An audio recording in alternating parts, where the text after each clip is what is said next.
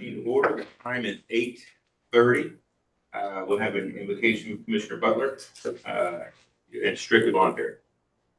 Thank you, Mr. Chair. Lord, we come to you on this day to serve the great people of the great state in this wonderful country that you've blessed us to be born or to live in.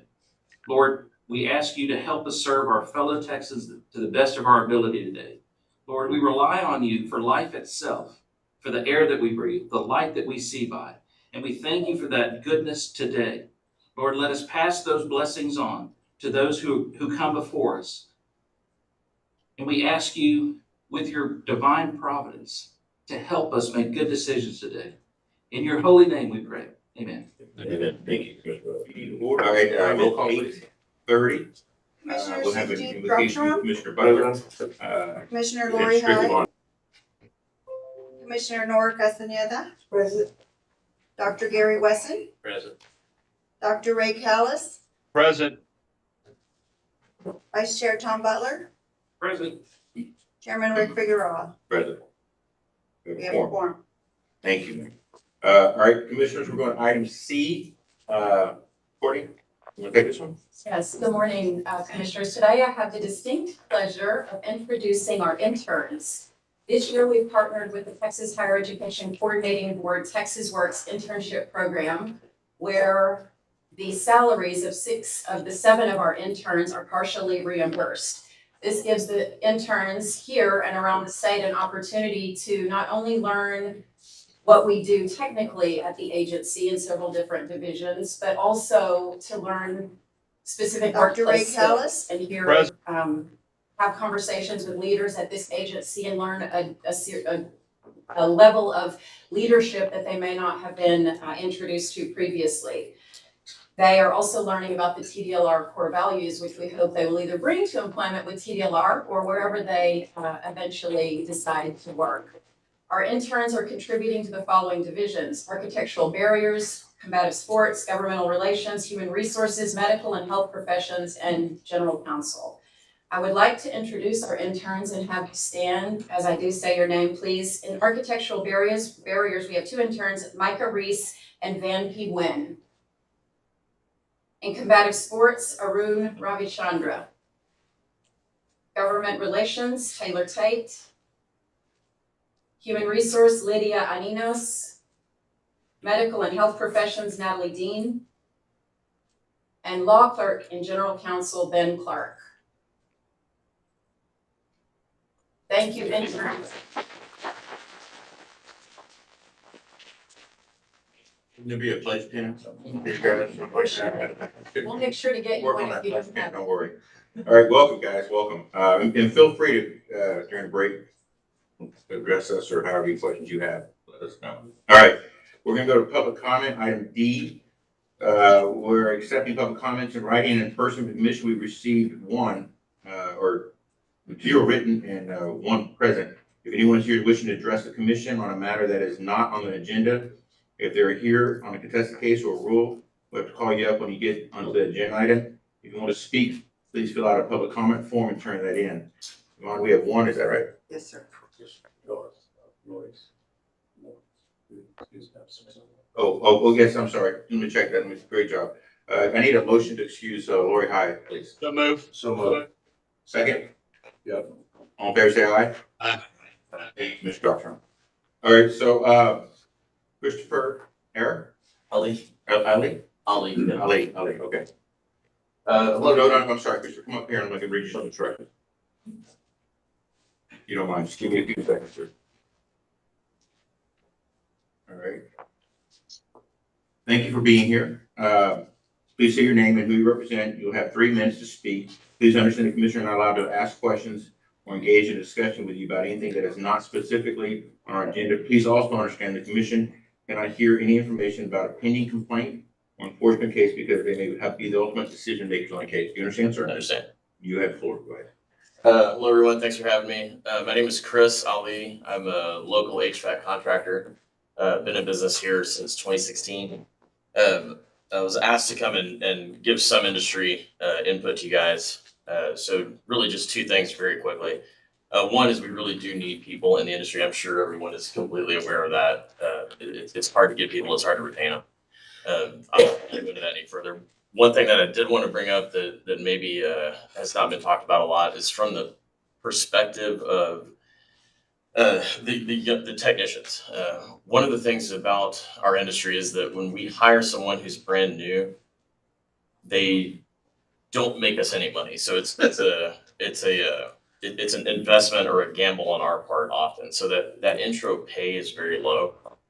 And when I heard about you guys thinking about moving the certification level to the high school level, it struck me that provides a great opportunity for people who to because the pay is low in that first year. The second year, the third year, you're fine, right? But that first year is rough. And if you're 30 something years old and you've got responsibilities, it's going to be difficult to get into this industry.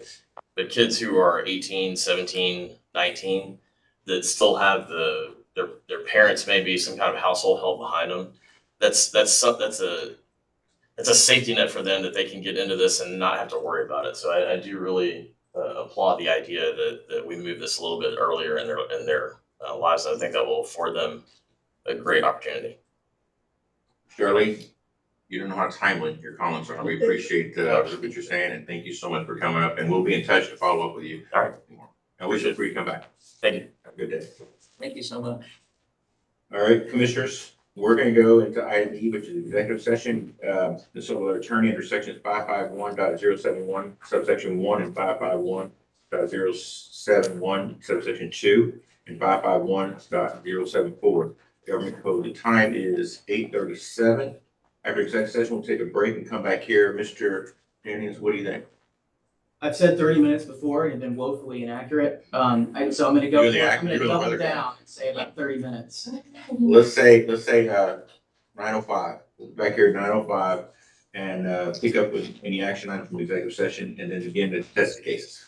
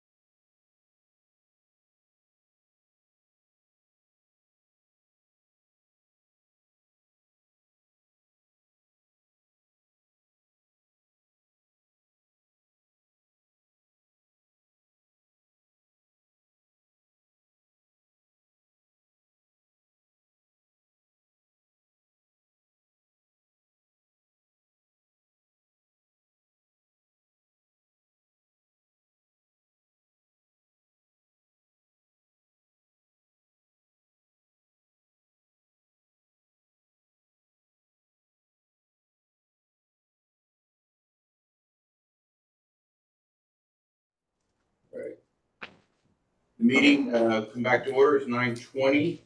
We're back from executive session, with no items. From executive sessions, item G, commissioners. I'll take a motion. All in favor, say aye. Aye. Opposed? Motion carries, minutes. We're going to contested cases, item H1. I don't think we have anybody here, do we? Sure. Not that I'm aware of. Okay. Next. Robert Counts.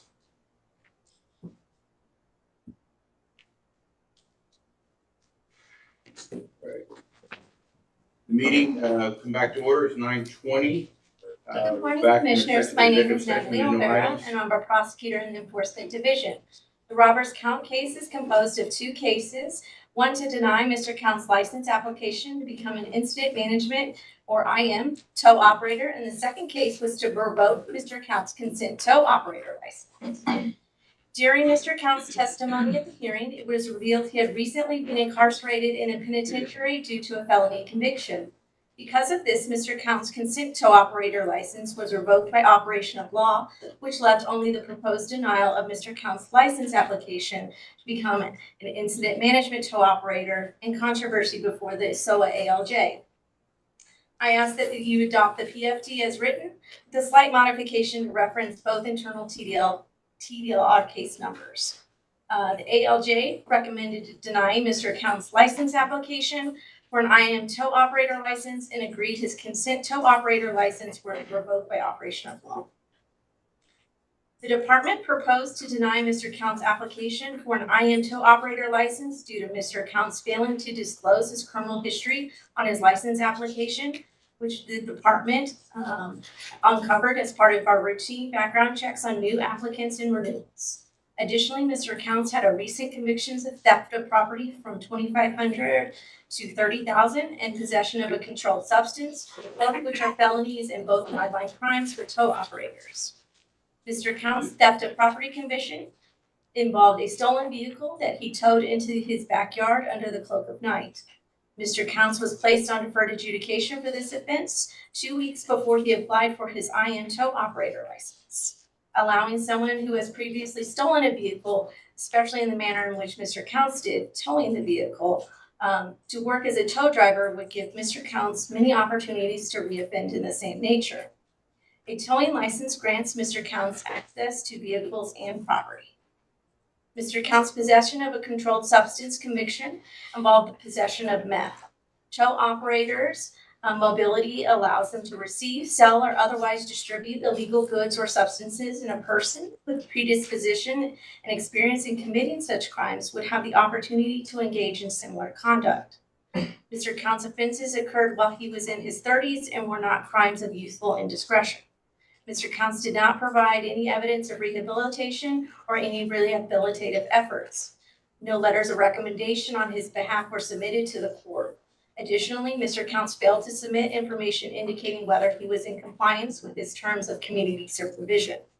I again ask that you adopt the PFD as written with a slight modification to reflect both internal TDL case numbers. The ALJ just left one of the case numbers off. Which denies Mr. Counts his license application for an IM tow operator license and concurs that his consent tow operator license has been revoked by operation of law. I'm available to answer any questions. Any questions, Commissioner? Yes, I have a question. Yes, sir. For the record, what's the case number, PDLR case number? Sure, I can get that up for you. Mr. Chairman, Derek Burkhalter, Deputy General Counsel. So that case number is TOW 2022-00-15541, and we're just asking to make that correction just by adding that case number to the final order. Thank you. I make a motion that we add that case number and support the PFD. Is there a second? I second. All in favor, say aye. Aye. Aye. Opposed? Motion carries. Thank you, Mr. Lawyer. All right. Commissioners, I'm going to move the contested cases for the vet board, item PA up. I guess we're going to add those virtually. Are we doing those virtually? Right? Good. Yes, sir. I believe we have Mr. Neb was on the call just a few moments ago. There we go. Okay. The gentleman, can y'all hear me? I lost. Said that one. Give me a second here. Here we go. Gentlemen, can y'all hear me? Yes. Yes, you hear us? I'm gonna give you some instructions and then, we'll move from there, okay? Okay, we'll first hear from the prosecutor, then from you. You have opportunity to speak. Please make sure you speak clearly, say your name and who you represent. Each side will have 5 minutes to speak. You have up to 3 minutes for rebuttal. Please understand the commission can only consider information that is in the record from the case heard at the SOA. You must limit your comments to those matters that were presented at the SOA hearing. Do you understand, gentlemen? Yes. Perfect. All right, go ahead. Morning, Commissioners. My name is Kristen Stavro, and I'm a staff attorney with the Texas Board of Veterinary Medical Examiners. This case was brought before SOA on October 24th, 2023. At a meeting of the Veterinary Board, the board voted unanimously to adopt the findings of fact and conclusions of law contained in the PFD, with a modification of conclusion of law number 15, which contained the ALJ's recommended sanction, but did not have all the necessary details. The ALJ recommended that respondent be placed on a 1-year probated suspension, ordered to complete continuing education courses, and undergo a year of board monitoring, during which he must provide regular reports that pertain to the conditions of his probation, abstain from procedures involving general anesthesia or requiring post-care pain medication, and in order to return to full practice, demonstrate to the board that he has attained a degree of satisfactory skill in record keeping, general anesthesia procedures, and post-operative care. Respondent has previously been disciplined by the board twice. In 2012 and 2015, the board found that respondent provided substandard care and committed record-keeping violations. In both instances, the board formally reprimanded respondent, imposed an administrative penalty of nearly $5,000 and $1,000, and ordered him to complete continuing education courses in small animal surgery and record keeping. The case at hand began as separate complaints filed by different owners regarding 2 dogs, Charlie and Paco. To make matters easier for a judge, the veterinary board determined that since both complaints alleged record-keeping issues, it was best to combine them to be presented at SOA. Charlie was an 11-year-old Boston Terrier who was experiencing seizure-like symptoms. Charlie was brought to respondent for treatment in 2020. Respondent's veterinary records reveal that Charlie returned to his office on May 4th, 2020, and Charlie received another round of treatment. Unfortunately, 2 months later, Charlie's owner had to take him to another animal hospital and opted to euthanize him. Paco was a 13-year-old Chihuahua. Respondent had been treating Paco for several years when in 2019, he presented with a growth on his anus. Respondent gave Paco's owner a quote to remove the growth, but she did not pursue that surgery until 2 years later. During a visit in 2021, respondent expressed no unique concerns with Paco's age, did not mention any need for preoperative blood work or testing, and did not identify any associated risks other than generally noting that things can happen during surgery. Respondent eventually placed Paco under anesthesia without actively memorializing his temperature, pulse, or respiratory functions. Respondent also failed to administer recognized pain medication after the procedure and instead prescribed a steroid. Paco's owner picked him up after the surgery, but was given no take-home care instructions, post-operative medication, or any post-operative care instructions. Later, Paco's owner noticed that he could not walk and kept falling over. She then tried to contact respondent, but she was unable to leave him a message on his after-hour voicemail. As a result, Paco's owner attempted to keep him comfortable rather than taking him for emergency care. Paco passed away later that evening. The ALJ concluded that respondent failed to keep adequate records for both Charlie and Paco, and he provided substandard care to Paco. Since respondent failed to memorialize a complete list of Charlie's differential diagnoses or the details necessary to substantiate the treatment for both Charlie and Paco, respondent failed to meet the standards set for the board's record-keeping role. Since respondent did not include preoperative blood work, administer appropriate pain medication, or a take-home prescription for post-operative care, respondent did not meet the standard of care for PACO, thus resulting in a standard of care violation. The ALJ noted that respondent again finds himself in regulatory jeopardy for identical offenses, despite having twice been previously disciplined by the board. Because of this, the ALJ claimed that it would be inappropriate to renew the very sanctions that have twice proven futile.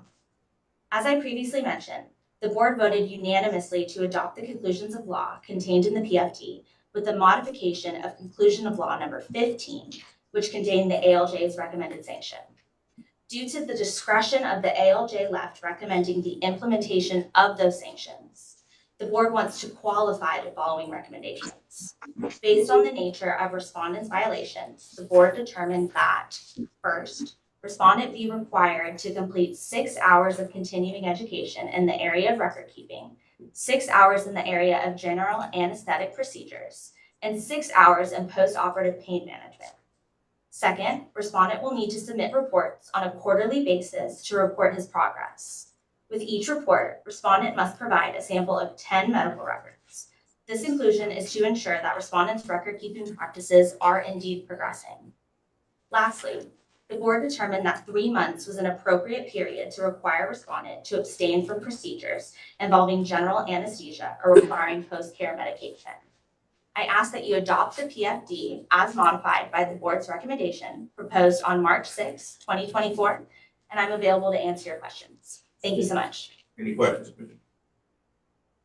Okay. Dr. Colvin, you go ahead. You have 5 minutes. Good afternoon, good evening, good morning, rather. Y'all hear us okay? Yes. Robert Nebb, I'm counsel for Dr. Cothman. I was trial counsel for him. Appreciate the opportunity to visit with you today. We have some substantial, obviously, disagreements, otherwise we wouldn't be here. First of all, if we look at page 16 of the proposal for decisions. Counselor, can you do me a favor? Can you speak a little more closer to the speaker? We hear you, but it's muffled. I don't know what happened, but. Okay, can you hear me a little bit better now? Move the speaker. If you move the speaker closer to you. Microphone. Okay, my speaker is clear across the office, so I'll just move closer to the speaker. Hang on a minute.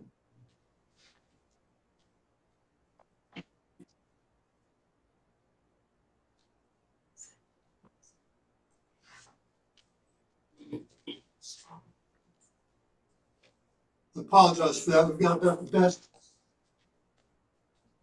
camera you can find, but we don't have the best speaker you can find. Is that better?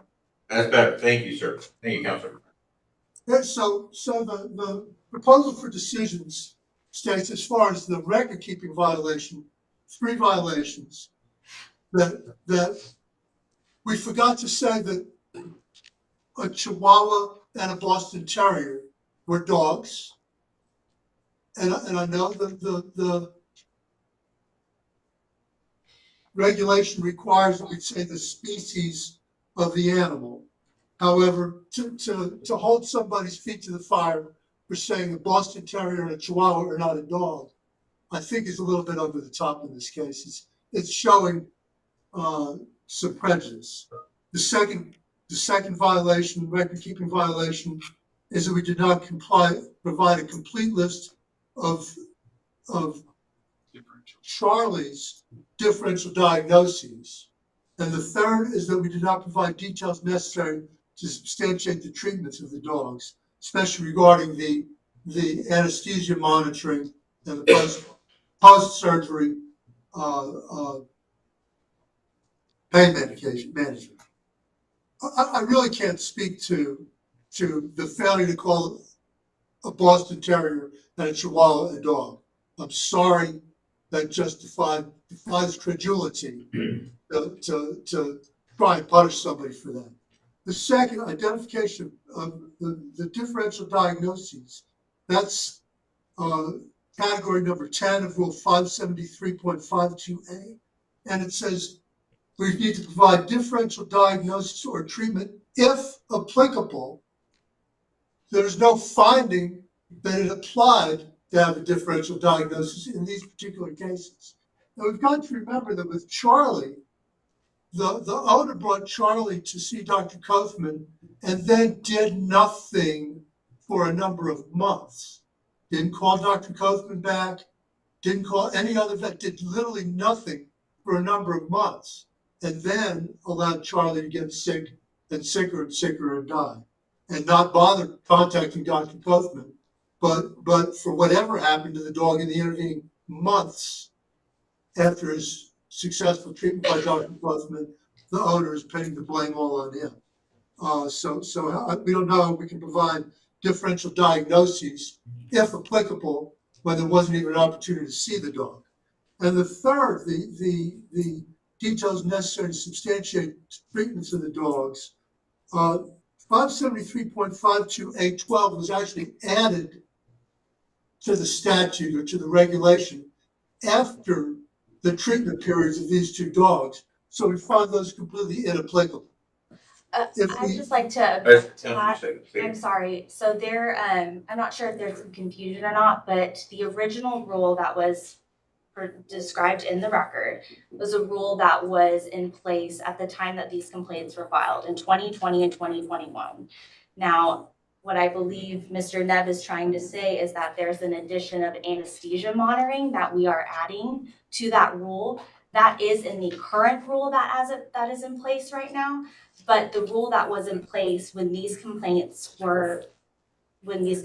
happened, that rule did not have that anesthesia monitoring. We are not adding that into it. We're simply discussing part 12 of the rule, which is details necessary to substantiate treatment. Okay. All right. Continue, Counsel. Go ahead. And yet there's no discussion of what exact details were missing.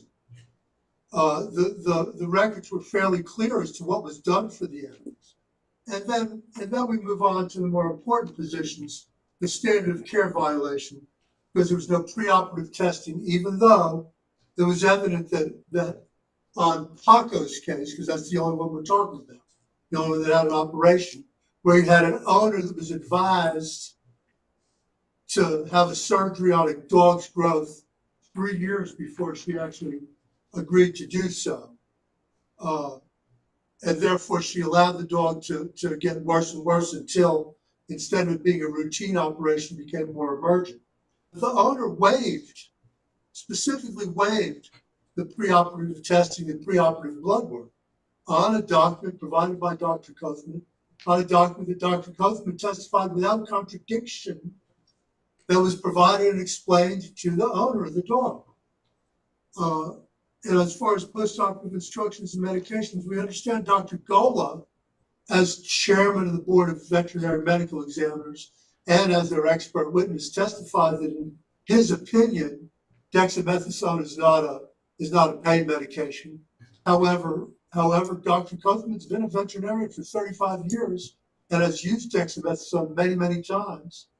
And I think we're talking about a difference of opinion. It's not as a matter of law, we're talking about as a matter of opinion. You know, if you're going to punish someone, it better be punished as a matter of law without, no scholarly research, no scholarly articles, no peer-reviewed information was provided to show that he violated that standard of care.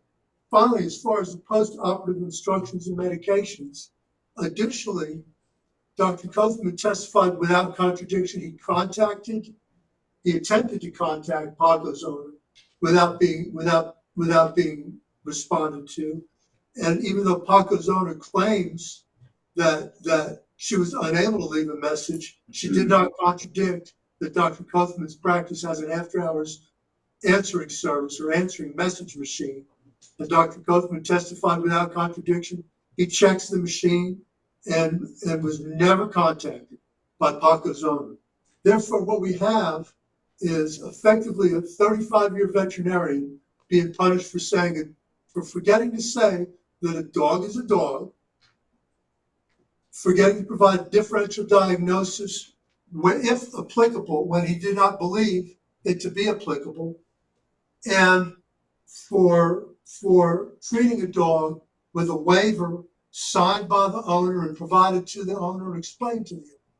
that no preoperative testing is going to be done.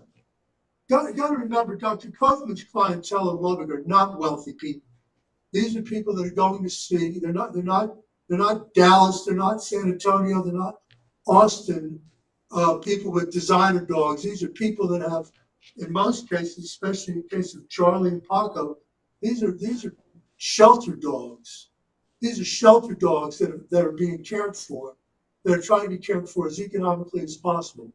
The fact that Dr. Kaufman may not have provided operative testing did not change the fact that Paco had a double marble-sized tumor on his anus that was going to kill him if it wasn't treated.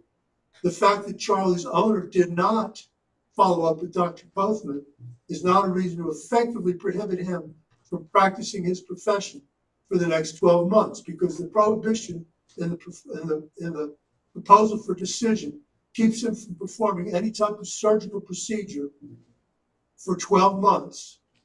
And if you look at that, that means he can't spay a cat, he can't neuter a dog, he can't set a horse's broken leg under any circumstances. That's Excuse me, the chairman and Mr. Neb, my apologies for the interruption. I just want to be clear. The ALJ had recommended 1 year probated suspension in which the respondent would be prohibited from using general anesthesia or engaging in post-operative pain care for 12 months. The vet board's recommendation is actually that prohibition on abstaining from procedures involving general anesthesia or requiring post-care pain medication be reduced to 3 months. Right. So I just want to make that clear. Thank you. Council, go ahead. Could you repeat that, please? I couldn't hear you. I'm sorry. Basically, the vet board reduced that status from 12 months to 3 months for anesthesia. Is their recommendation. They reduced the ALJ's finding from 12 months to 3 months. I'm not sure if you're aware of that. I don't guess we were made aware of that. Okay, well, I'm not sure how we communicate that to you through the ALJ's or the vet board's process. You know that? It was determined at the vet board's hearing when they. Oh, it was determined at the vet board. I don't know if you understood that at your vet board hearing, that the restriction probation was from 12 months down to 3 months. Did y'all know that? No. No, we never received anything about that. You know, part of the problem was we were on hold for so very, very long. Dr. Kaufman actually had to go take care of an emergency, an emergent patient. So he was unable to be at that hearing. And again, we've been on there for so many hours. Okay, just an update there. Okay, thank you, Counselor. We appreciate your comments. Commissioners, questions? I could ask a question. Yes, sir, Commissioner Doctor. In light of what Dr. Hartman was saying to the council, what's the process right there? He said he never received the vet board's request, whatever it is, the decision. Was it communicated to them or no? To my knowledge, that is communicated to all respondents. So what usually happens is there's a memo that's written for our board members, and there's information sent out to all respondents saying your case is going to be heard before our board. And we send out the decisions to those respondents after that. I'm not sure now with having to go before TDLR. Again, that's something that has to be proposed and approved by y'all, first and foremost. But to my knowledge and understanding, there was notice given to respondent. Yeah, Mr. Jennings? Yes, I can weigh in. Thank you, Doug Jennings, General Counsel. I think Ms. Stavro is correct here. The vet board would not have sent a decision to Dr. Kaufman and Mr. Neb because under the temporary attachment, there is not yet a final decision until this body, our commission, makes that decision. TDLR is in the process of drafting some rules that will clarify how the vet board's recommendation is to be provided to respondents in that interim before the commission takes this on. I do not believe there's a due process issue here because there is not, we are in this hearing today to give extra process essentially to discuss these items. We're going to be presenting some rules to you very soon that are going to spell this out. We're working with the vet board on that now. But an order containing all these provisions is not required to be sent to the respondent until you have made your decision today. Thank you. Commissioner, is it clear or you I do have a question. go ahead? And I understand what you're saying, and I understand your point about extra process, but couldn't little communication maybe prohibit a discussion like that's taking place today? I mean, maybe if he would have understood that it's only revoked for 3 months, maybe we wouldn't be here today. Commissioner Butler, this is a great point, and I agree that more communication is better communication.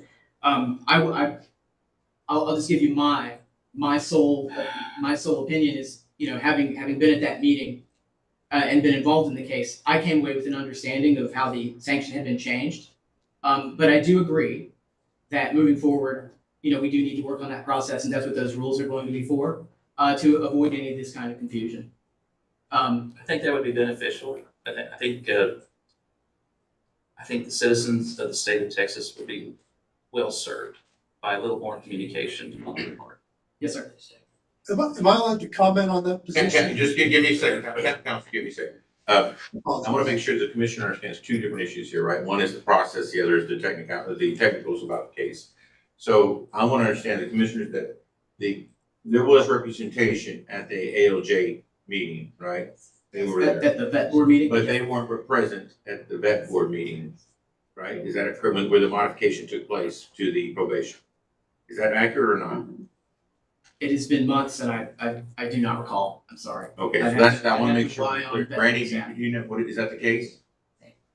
Dr. Kochman's attorney was present virtually at that meeting, yes. So Dr. Copeland, Counselor, you were present at the vet board meeting where they discussed the reduction of this probation? Or is that accurate or not? I was present. I have no recollection, no notes of the reduction being offered. Okay, so, but you were present?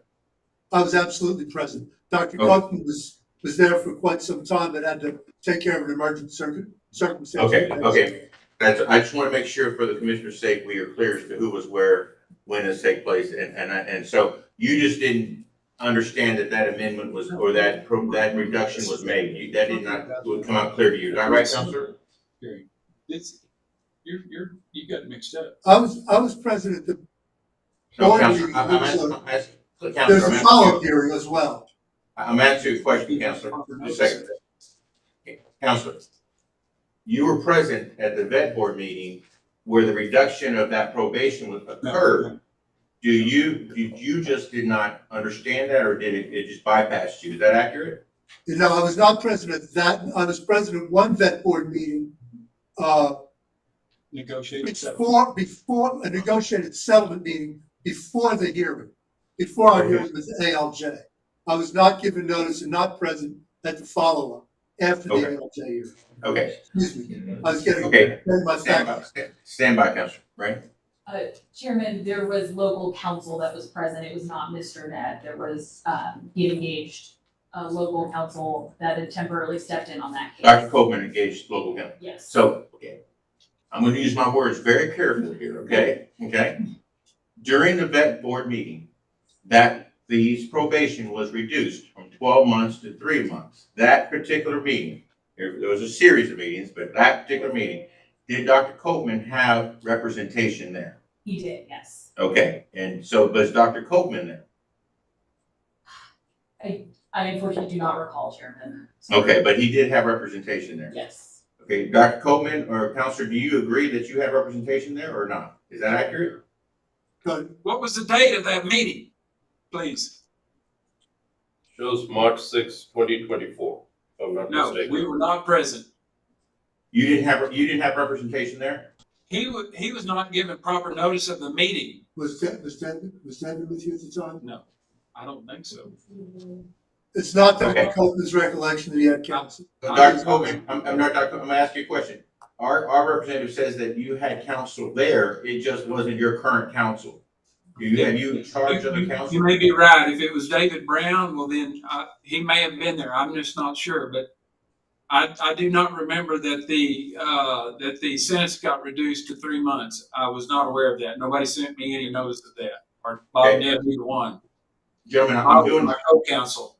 Dr. Copeland, I agree, okay. I just want to make sure I'm separating two different issues here. I want to make sure county commission's aware. The process itself, I want to make sure there's a clarity as to who was there when this sentence was, or this probation was issued and the reduction was made. And so we do think there was representation there. Dr. Attorney Brown was there. We need to confirm that. We need to understand, Dr. Doug, we need to get clarity as to how that in the communication process for sure. Because I don't want council to be surprised of any adjustments that were made through the vet board. That's one thing. So let's just put that aside for a second. Let's just go back to the technicality of the case. Unless commissioners, you have a question about the process. Chair, one question. I think, traditionally the way it is if the council is not there, we don't take up the case unless until there's compelling reasons right there. So obviously, I do believe based on what it is, there was a council present right there, but communication didn't go. I think, That's fair. that's fair. what I see. Yes, sir. I mean, I know we That's right. always send out stuff with either regular mail or certified. Was it sent out certified to Dr. Common and his council, and we have a receipt that they got it? The notice of our initial meeting on March 6th where this was determined was sent via proper notice, yes. But I mean, after the decision was made on the modification, did we send that out? Doug Jennings, General Counsel, we did not because the vet board is not empowered to make a decision. It's simply a recommendation to you, and that's why that recommendation wasn't sent out. But the I just want to be clear in terms of notice to Dr. Kothman and council. I reviewed those notices myself, and I think one of the reasons I think this case may have been continued earlier on in its lifespan is for an incorrect notice. And so I reviewed I worked with TDVME to review the notices that went out, and so personally I don't want to go outside the record, but my recollection is that the notice was sent of the meeting at which the TDVME would consider this proposal for decision. Okay. They did that. Okay. Well, consider yourself notified now, Counselor. Just a second, Dr. Counselor, that the vet board did reduce it from 12 to 3 months. Dr. Callis. Yeah, that's what I was going to say. In defense of counsel and the veterinarian, is that basically, so y'all aren't confused, the recommendation from the vet board that are recommending a decreased sentence from a year suspension to 3 month suspension. It is our job to listen to see what's going on. The reason why you didn't get informed, because the vet board does not overregulate the commission of TDLR.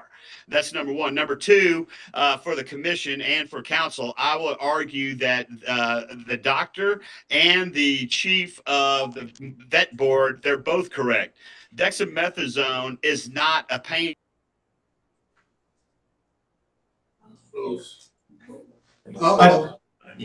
And Chairman, I just like to counsel you. We need to stay within the evidentiary record, so we really actually. We've done it. Okay. So, Counselor, I just want to make sure that we're aware of this. Let's go back to the important correction, just really quickly. I want to correct.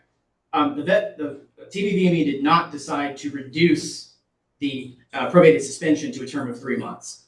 The probated suspension is 12 months, during which the respondent must, as Ms. Stavro mentioned, complete continuing education courses, make reports. But the period during which Dr. Kothman has to abstain from procedures involving general anesthesia or requiring post-care pain medication is 3 months. So we're talking about a 1 year probated suspension with that anesthesia prohibition being the first 3 months of that. Correct. Is that clear with you, Counselor? Are you aware of that? It is now. I want to kind of hear what Dr. Callis was saying. I got it, Counselor. I just want to make sure I want you to understand the clarity of Mr. Jennings had specified. The probation is for a year. The reduction to 3 months is the use of anesthesia. Okay?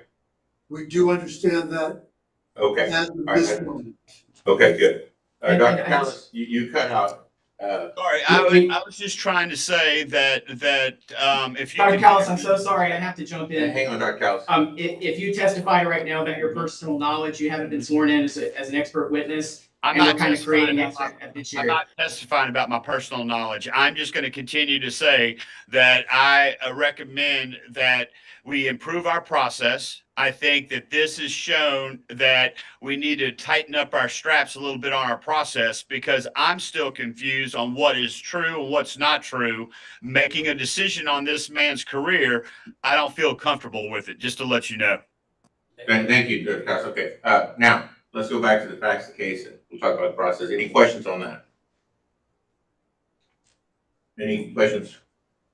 I can confirm, Chairman, and I just received some information that David Brown was representing Dr. Kothman at their March 6th, 2024 video. So you're counsel there?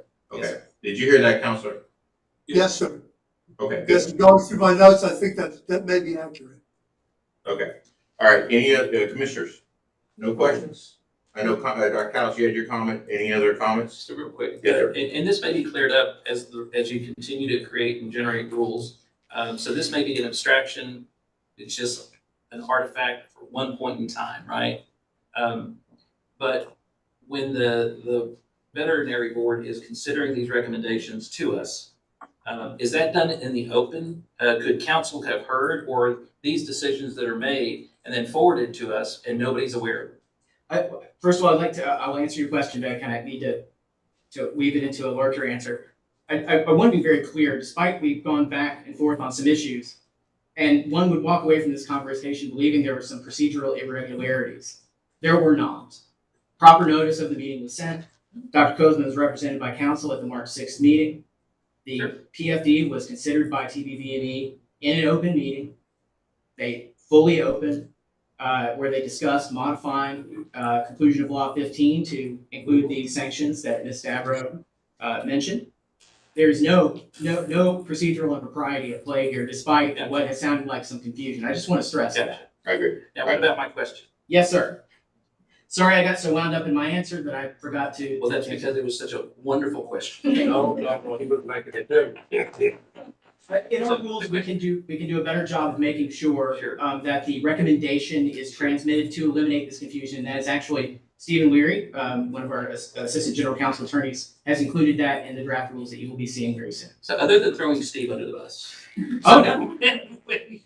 So, that's the wonderful thing about open government, right? Is that the people come to us today and they're very clear on decisions that we make because we discuss them. The chairman does a great job of saying, council will get with you to let you know what happened here.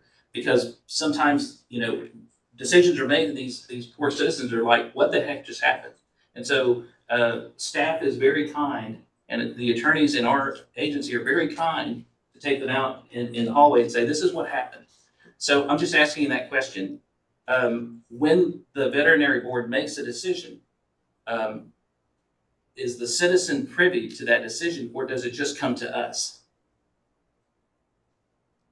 Assuming it comes to them in one of two ways. So in this instance, we believe, Dr. Kothman's counsel was present and received that information. So the recommendation was not transmitted to Dr. Kothman and Kothman's counsel because it was transmitted to you to make the final decisions. So I don't want to argue with you, but I think you're saying two separate things, and maybe that's my lack of understanding. Oh, I guess what I'm saying is, at the meeting, I have no doubt that Dr. Kothman's counsel walked away understanding what the vet board's decision was. So that happens in an open meeting? It does. Okay. And then the recommendation that is finalized it's finalized to a document that we transmit to you so you can make your decision in a meeting like today. That, in this instance, was not transmitted. In my opinion, in my sole opinion, I believe that's harmless because Dr. Kothman was represented by counsel who very well understood the vet board's decision. It wasn't done in a secret code. No. But we can improve, as you suggested, and that's what we're working on, improving to make sure that this, if there is any confusion, that doesn't occur. Okay, excellent. Okay. Good job. Any questions regarding the case at all? Okay, I want to make a comment. I'm not confused. I understood the process. Thank you. Second. So the Okay.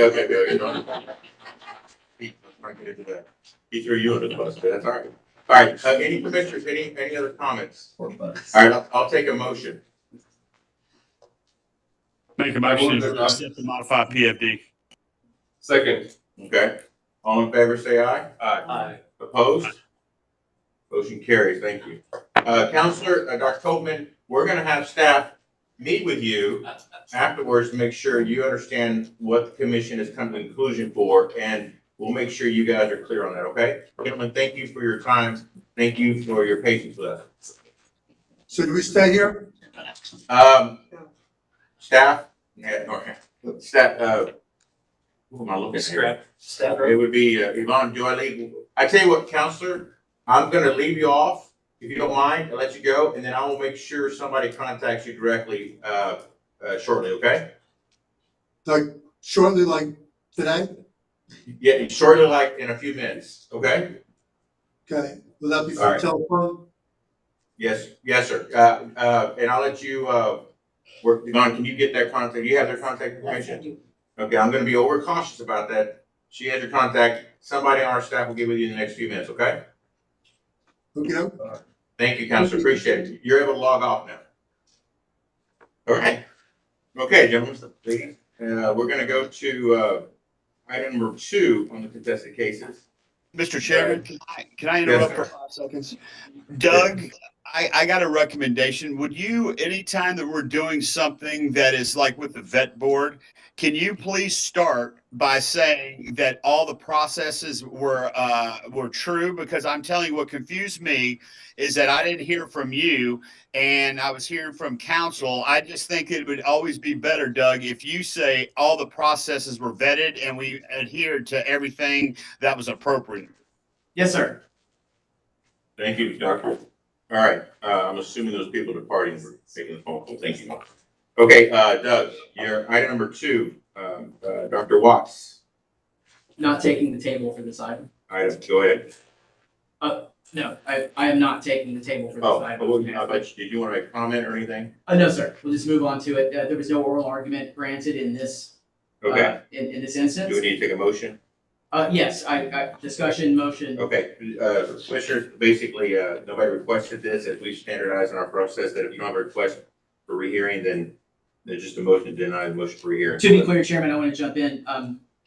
The respondent did request an oral argument, but our process is, if no individual commissioner requests oral argument will not be granted.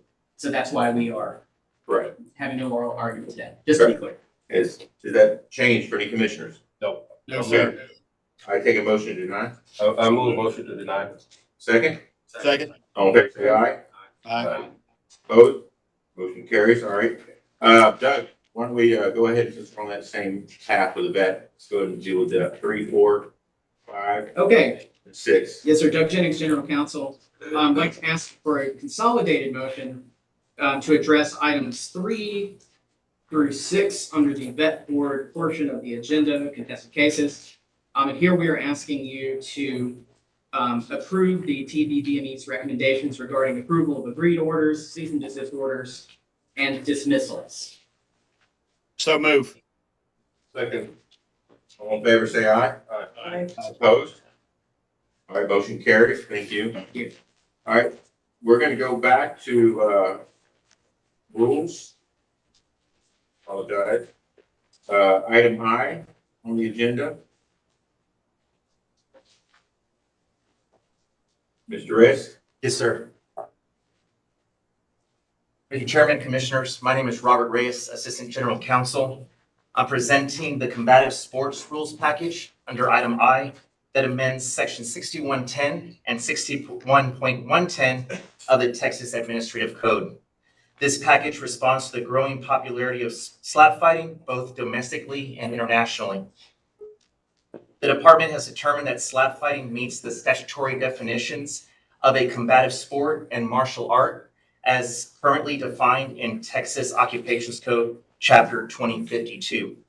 With this in mind, the rules before you, for your consideration, perform 3 functions. They are as follows. They add a definition of slap fighting to the department's rules at 61.110, number 16. Number 2, they recognize slap fighting as a martial arts discipline allowing the department to regulate the combative sport under 61.110D here in the state of Texas. Finally, in the same subsection, the contestants in slap fighting events are allowed to participate without gloves. This is necessary language as Texas Occupations Code Section 2052.251 states that a combative sports event shall wear gloves unless the commission makes a rule otherwise. The department published these rules in the Texas Register on April 26th of this year. The department received one comment after the 30-day public comment period, which closed on May 28th. The commenter was against approval or official sanctioning of this type of sport. The department took that into consideration, but did not make any changes to the published language in response. On June 20th, 2024, the Program Advisory Board voted to recommend to the Commission the adoption of the rule set as published and before you today. I recommend that you adopt the proposed rule amendments as they are in your materials at 6110 and 61110 of the Administrative Code with an effective date of August 15th, 2024. I'm available for any questions that you may have. Any questions, Mr. Reyes? Can I speak, Chairman? Yes, sir, Dr. House. First of all, I want to thank our council. We've been working on this for probably about 9 to 12 months. I will tell you that we, thanks to TDLR, thanks also to the physicians and the advisory board. What I did is before I started to take this on, I made sure that it's safe for all fighters, make sure it's safe, and it's going to be overseen by leading physicians, including trauma surgeons, ER physicians, ENTs, you name it. Ironically, commissioners, slap fighting is a lot more safer than other sport combats that go on throughout not only Texas, but in the United States. With that being said, I want to thank the chairman. I want to thank the commissioners. More importantly, I want to thank the TDLR staff, and I want to thank the Combative Sports Advisory Board. I think they got this right, and thank you for getting this process done. I promise you, we will make sure that Texas is safer because now we can regulate. There are so many things going on that we don't regulate. Now we will have the big arm to make sure that they're sanctioned and regulated by a leading organization like TDLR. Thank you, Chairman. Thank you. Any other comments? Are we already starting to promote them to come to Texas, or? I do not know if we have had any calls. I do have Mr. Greg Alvarez here, who's head of the compliance section for combative sports. If that's a question that he has information on, I invite him to come up to the table, but I do not personally know as I've not received any phone calls personally. Greg, you can go from right there. You're fine. Okay. As of right now, when they first popped in, I'm Greg Alvarez, Combative Sports Program Manager. Thanks for having me here today. We had an inquiry a long time ago when they first popped on the scene, with nobody wanting it, just to see if we're going to regulate it. And I've had some inquiries, some promoters, to let them know as soon as it was available, because like there's a promoter in the Valley who wants to do a tournament within all the cities in the Rio Grande Valley. So he's the only one who's really pushing it. Other ones have asked about it. The only one who has a program that wants to start it, other than the official people who first put it in, is a promoter out of the Rio Grande Valley. Okay. So what's the difference of being official versus the Rio Grande Valley? There's no difference. It's the rule. They're going to have to follow the same rule set. So if the initial people who put it in, they're not the only ones who can do it. Anybody who has a promoter's license will be able to do this kind of sport now.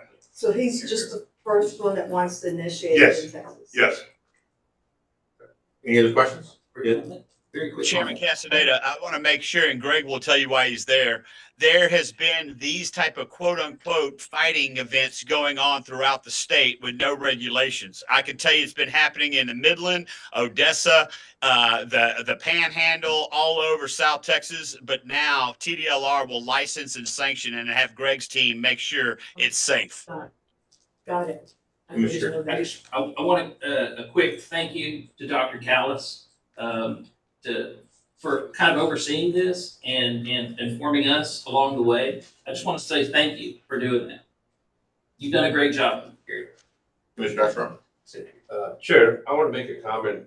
Given the extra load the staff are taking, can something be done to augment the staff for the combat sport? Because I think not only this, a lot of activities been happening. I was told that we had about 114 events still today. Is that correct? Big Greg, is that true? Up to date, yes, sir. Yeah, I think, I would request that the staff look into it to augment the group to see if they need more. You got that, Greg? Yes, sir. But where are those events held? It wouldn't be a large scale arena, would it? Whatever the rule set says, as far as the dimensions, it could basically be held anywhere, as long as they follow the rule set. Like, they gotta have 20 feet for the surface of where they compete. Got to have a table with padding. As long as the rules are followed, then they'll be able to have it anywhere, in a bar, in a bar, at the church, just wherever they wanna have it at. I think Commissioner Butler wants to volunteer for the first one. All right, any other comment? I just want to jump in real quick, Doug Jennings, General Counsel, sorry, Robert. Just want to be clear that what these rules do, rather than, as you've seen in other combative sports, boxing, MMA, Muay Thai, for example, where there is a TDLR rule that specifies the rules, the fouls, the penalties. What we have done for martial arts and slap fighting under the statute is considering a martial art, even though that may not be common sense. What we are doing is the promoters who want to engage in these slap fighting events are going to draft a set of, let's say, procedures, so we don't get confused when I say rules. They're going to draft a set of procedures that they're going to submit to our department. We're going to vet those procedures, make sure that they appropriately address contestant safety. And then once we approve those, that promoter will be able to conduct those slap fighting events using those department approved rules. And so that's what we're going to do. We're about to enter into a second phase of rulemaking where we're going to look at whether we should adopt something like unified rules, for example, a separate section that specifies the rules to be followed by all promoters. But for right now, because we don't have a lot of players in this market yet, we're doing a slower a phase in but like Dr. Callis mentioned, this is contestant safety is priority number one. And like Greg said, yes, as long as we have rules that make sure that the space that event is conducted in is safe, has adequate space in the technical zone, has adequate number of physicians on hand, EMS personnel, things like that, then yes, absolutely. It can be in an arena that fits 5,000. It can be in a community theater that sits 500. Just some clarification. Thank you. May I ask, just curious, do they get paid for this or is it just a ego? It's up to the individual promoter. They are in contracts as far as what the compensation is gonna be. I mean, if I get slapped, I would want to get paid. All right, anyway, afterwards, I think we'll be able to sit down with Mr. Compton yet and kind of break that. It is new to everybody. I'll take a motion. So move. Second. All in favor, say aye. Aye. Opposed? Motion carries. All right, thank you. Commissioner, I'm gonna take like a 3-minute break. I'm gonna follow up on something and then we'll recess for 10, 13, 10, 16. We'll get right back, okay? All right.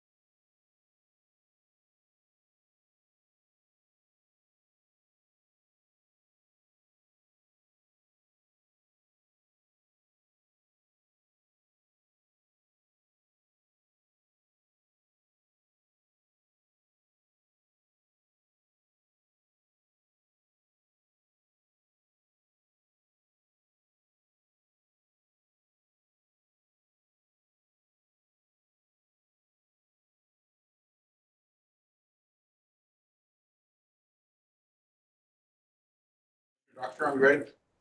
All right, it is 10:16. I'm calling the meeting back to order. Sorry. We're gonna go back to item J. Chris? Yes, sir. Chairman, Commissioners, once again, Robert Reyes, Assistant General Counsel. Before you is the athletic trainers rule package that amends sections 110.12, 110.21, and 110.70 of the Texas Administrative Code. This package implements House Bills 2495 and 2512, signed into law after the end of the 88th legislature in 2023.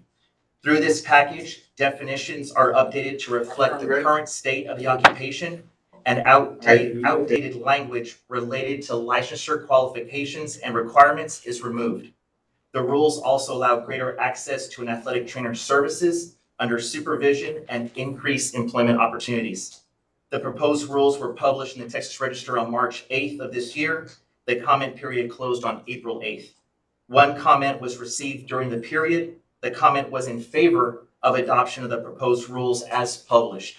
The comment specifically opined that it was not the intent of the legislature to expand the scope of practice of the licensees.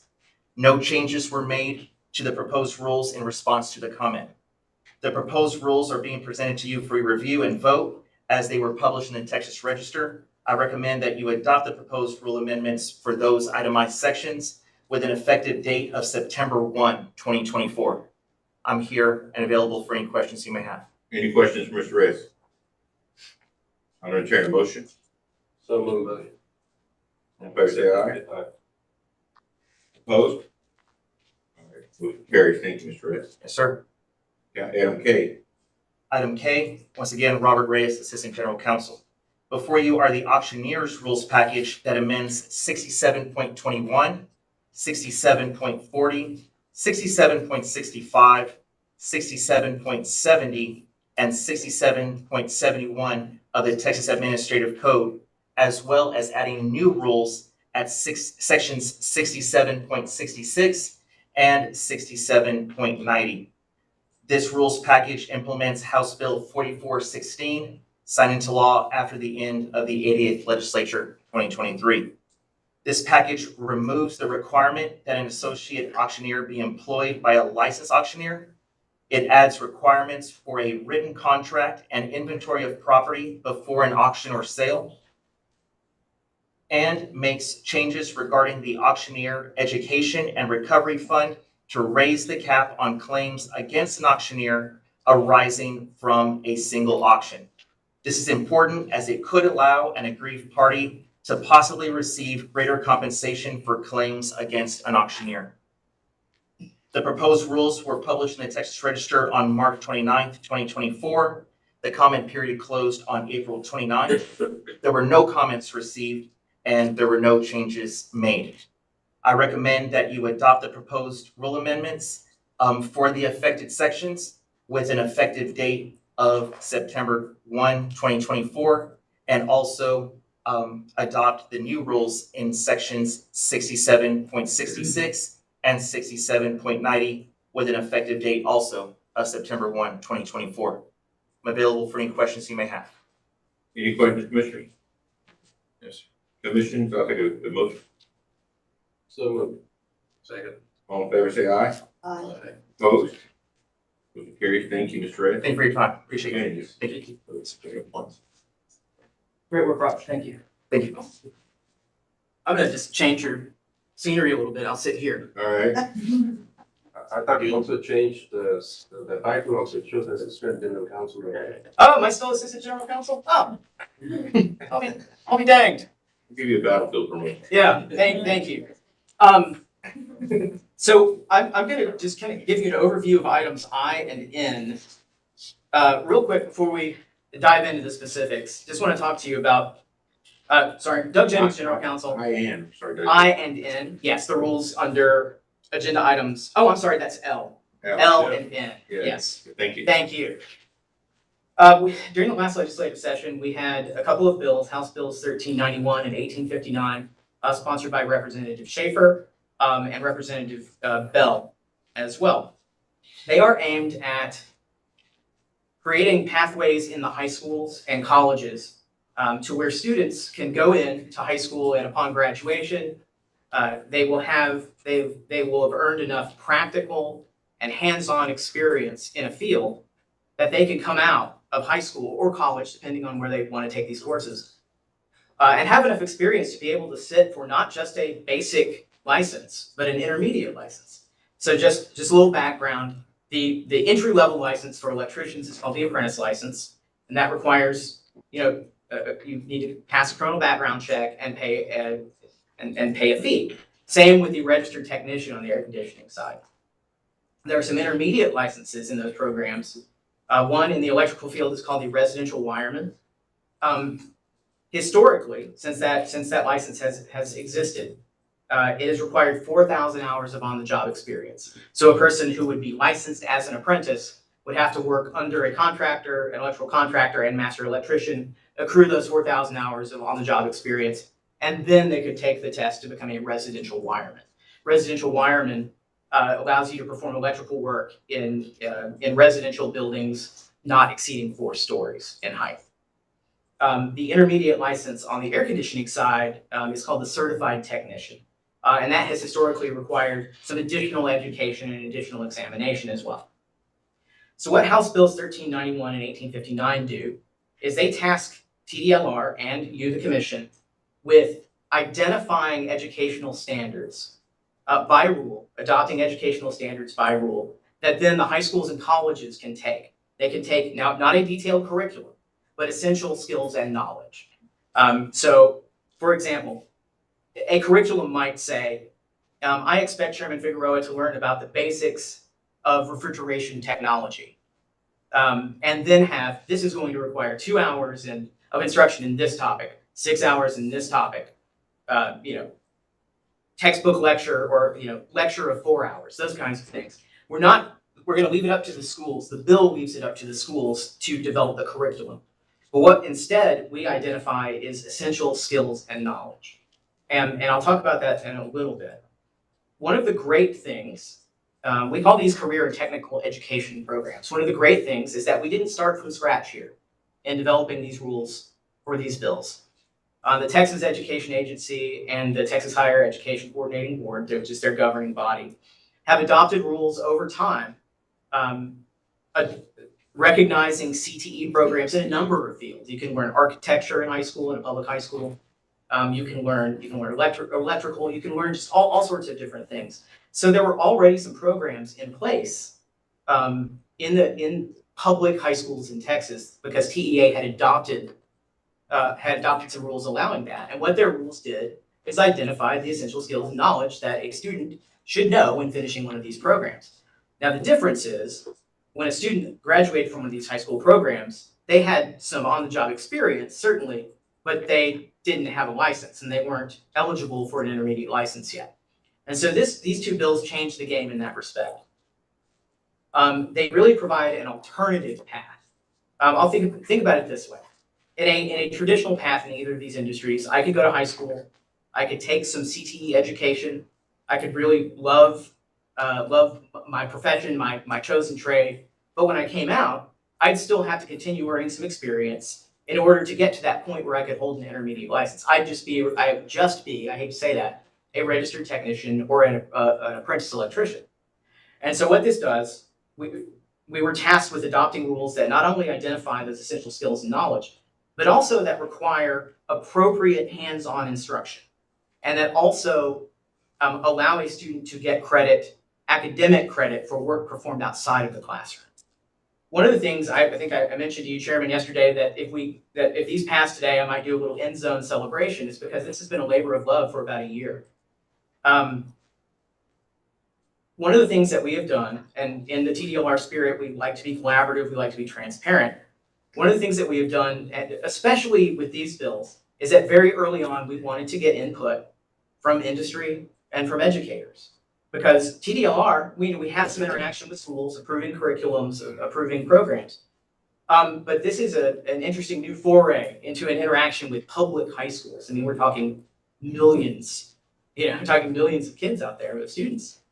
And so very early on, we identified we want to open this process. And so we using some of our staff resources.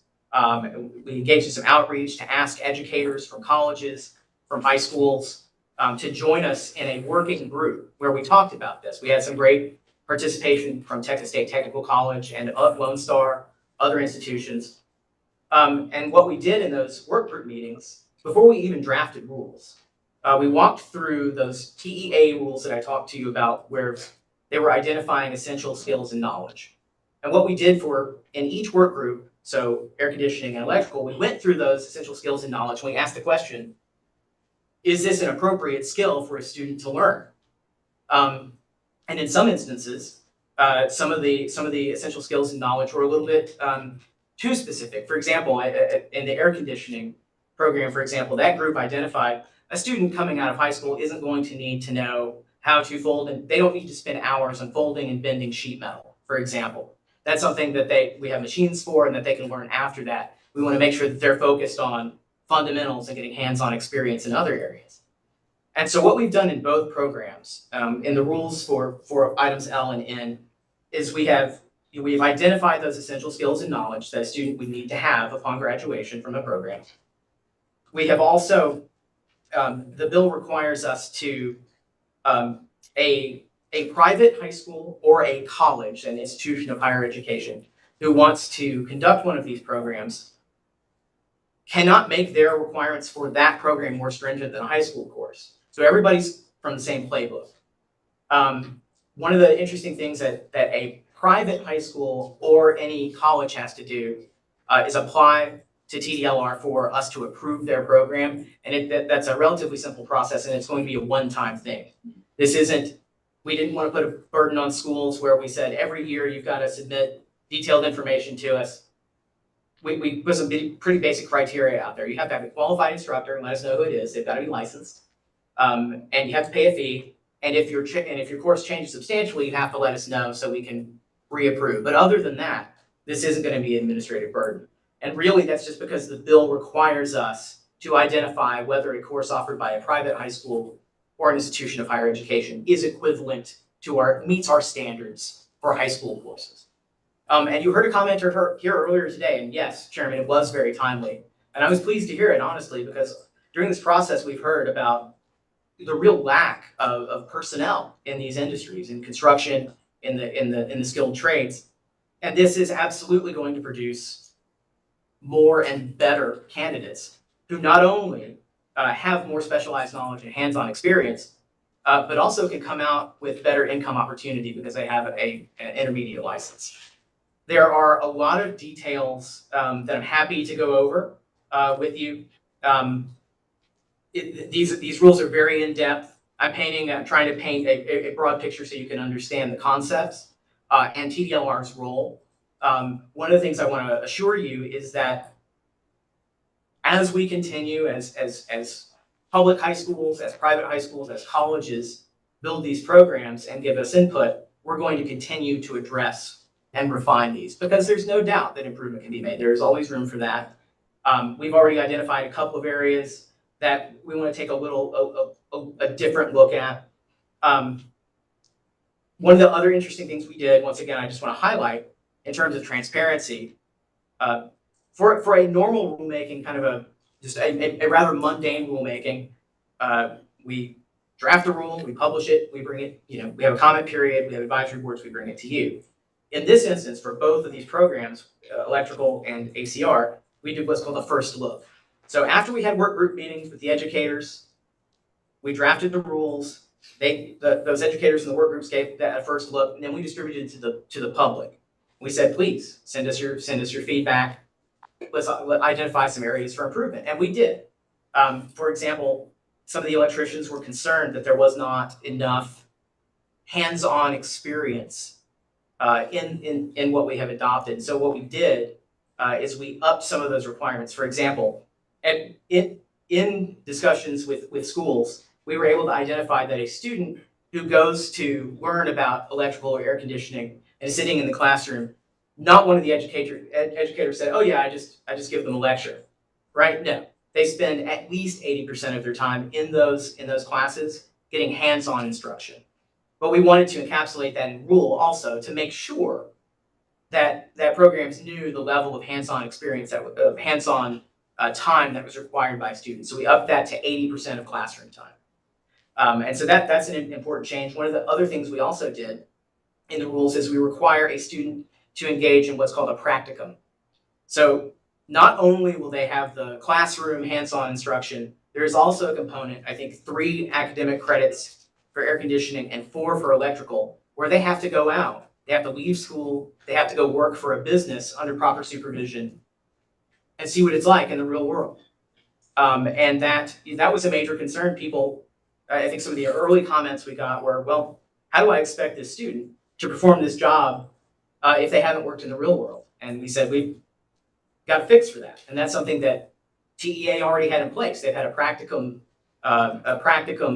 for all sorts of their CTE programs in place already. So, but the interesting thing is not only will a student be able to, let's say they double book 10 to 12 every day.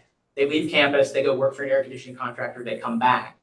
The rules and the bill also require that if that student, for example, gets a summer job with an electrical contractor or an air conditioning contractor, that the school provide a way for them, that student, to get academic credit for that work. And so we're not putting an inappropriate or large burden on the student to, for example, I'm sorry, student, you don't get to take political science or government because you have to do 4 hours of practicum. No, you can spread it out. So that flexibility was something we wanted to have in mind too. TEA was a huge part of this. They helped walk us through their existing, in the work groups, they helped walk through their existing rules, what their processes are, the mechanics of how schools administer practicums. We couldn't have done it without their help. This is one of those areas where you're not the expert, you need to reach out to the experts, and we certainly did. And we wanted to make sure there were so many opportunities for feedback so that we could, that we could address and fix the rules and refine them, and we will continue to do so. That's the overarching story for items L and N. We will, yes, go ahead. Sorry. All right, so children tasked me last year to start working on this, and Jessica and I started to work on this. I had the president of South Texas College come because I had the president to my home, Adam, and TSTC, and then this is what I wanted to speak to Courtney about, because I put myself out there to say, we are going to help you, because living in the valley, if they have to wait 3 or 4 months after graduation to get their license, they are gonna go somewhere else and get a job because they can't be waiting. So we were trying to work with these presidents to see if we, exactly, but the other programs to come in, so that way we could try to get them licensed right before they're gonna graduate and get their license so they can start right away. Because if not, they go off to HEB or Kroger's and then they lose everything that they've studied. And so, Ms. Courtney, this is what I've been wanting to talk to you about, because I put myself out there because Chairman and I had spoken about this, and then I've dropped the ball because I don't know what else to do. And these are the perfect students that we can, superintendent schools, and then it's dropped. Mr. Chairman, we've lost Dr. Callis. I just need to point that out for the record. Yeah, actually, for the record, Dr. House left about. Okay. Thank you. Let's wrap that up this week. And Commissioner Castaneda, I just wanted to let you know, I don't think you dropped the ball at all. It sounds to me like what you've done is help work in the background to make sure that this kind of thing happens. And so when these students graduate, they will be able to sit for that licensure exam, and they will not have to wait months. And that's what Okay. to speak, yes. No, it's good. So I'm just gonna, I'll unless you have detailed questions or questions about the details rather, I'm gonna ask for your approval of these becoming effective. Let me just make sure I have the dates correct. Effective date of September 1st, 2024. And again, for the record, we're talking about items L and N. Okay. So is any further questions? Yes, sir. Sure. I think I commend you for the passion what you're showing. So if you can help people that they get the credit, they don't need to take political science, maybe help them out by not letting them take some additional courses, that's aside. Here in the rule adoption, it says 20 days after filing with the Secretary of State. That's what it says. You said September 1. So is it something that we are planning to submit mid-August or something, or what's your time frame on this one? The way that we typically submit rules for adoption is we specify a date. We would rather have a date certain Thank you. than just, Thank you. Yeah. Good question. thank you. All right, I'll take a motion. So moved. Second, Second. all in favor, say aye. Aye. Opposed? Motion carried. Thank you. Jennings? Thank you. Chairman, can we backtrack to item M? Yes. Thank you. That was conveniently put between the two items I spoke passionately about. M, my presentation or story will not be as long. Every 3 years, we update the applicable codes to be followed in unincorporated areas of the state for our air conditioning program. That's to ensure updated safety, energy efficiency, mechanical integrity. So we have made changes to adopt the 2021 editions of those applicable codes. During the advisory board meetings, there were some concerns raised about how the 2021 codes deal with some of the new refrigerants that are about to be required by federal law. And so we have started looking at that. Laura Pefferly, who is the program attorney for air conditioning, started looking at that, working with our program specialists. So we were going to have, most likely going to have a rule package coming to you soon that addresses how those other refrigerants will be handled. So we'd like to ask for your approval for this package. Let's see, I want to make sure I have yes, also September 1st. We'd like to ask for your approval of these rules effective September 1st. Wait, okay. Is there a motion? So moved. Second. Second. All in favor, say aye. Aye. Opposed? All right, excellent. Thank you, Commissioner. Mr. Leary. Good to see you, sir. Good to see you. Good morning, Commissioners. Stephen Leary, Assistant General Counsel, presenting item O. Item O makes changes to the program rules for orthotists and prosthetists in Chapter 114. The rules implement Senate Bill 490 from the 88th regular legislative session, which is dedicated to the topic of itemized billing in healthcare.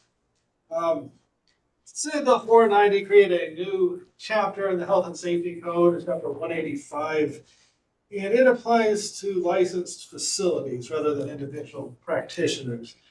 And it prohibits facilities from engaging in debt collection unless they first provide an itemized bill. And it requires the licensing agency to treat the facility's failure to comply with those provisions as a violation of the licensing statute.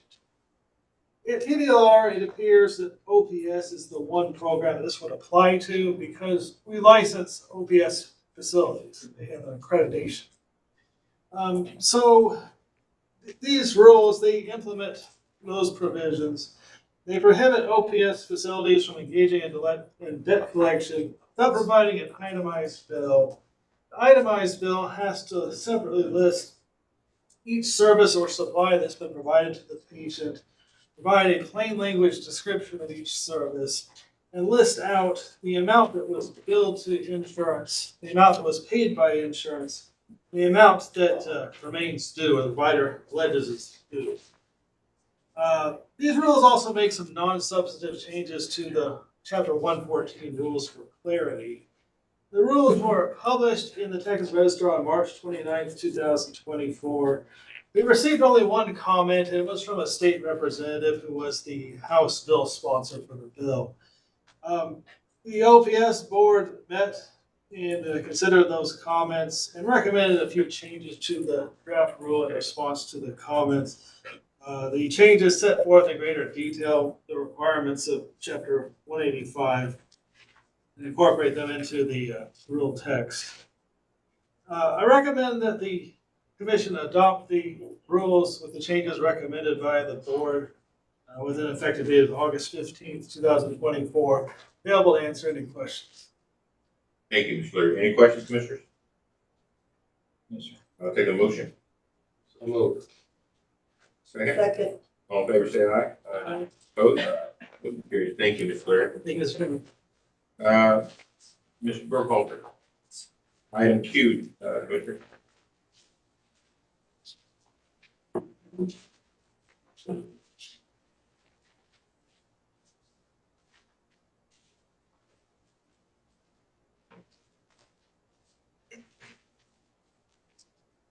Morning, Commissioners. I'm Derek Burkhalter, Deputy General Counsel, TDLR. I'm here with Brittany Sharkey, the Executive Director of the Texas Board of Veterinary Medical Examiners. And we are here to present to you proposed rules, and these are for the Vet Board under Chapter 577 of their rules. And these essentially are a change in fees for their licensees, and these are to be set in amounts that are necessary to cover the cost of administering the program. In this case, there's an increase, and it's because they need to pay for their new licensing system. We're expected that these will decrease in the next biennium, since the amount of funding that they need will decrease once the licensing system has been procured. At that time, they plan to propose rules to decrease the fee amounts. So revenue projections for these proposed rules are only for the first 2 years following adoption. So these rules were published in the Texas Register on June 21st. The comment period actually closed yesterday. We received 112 comments.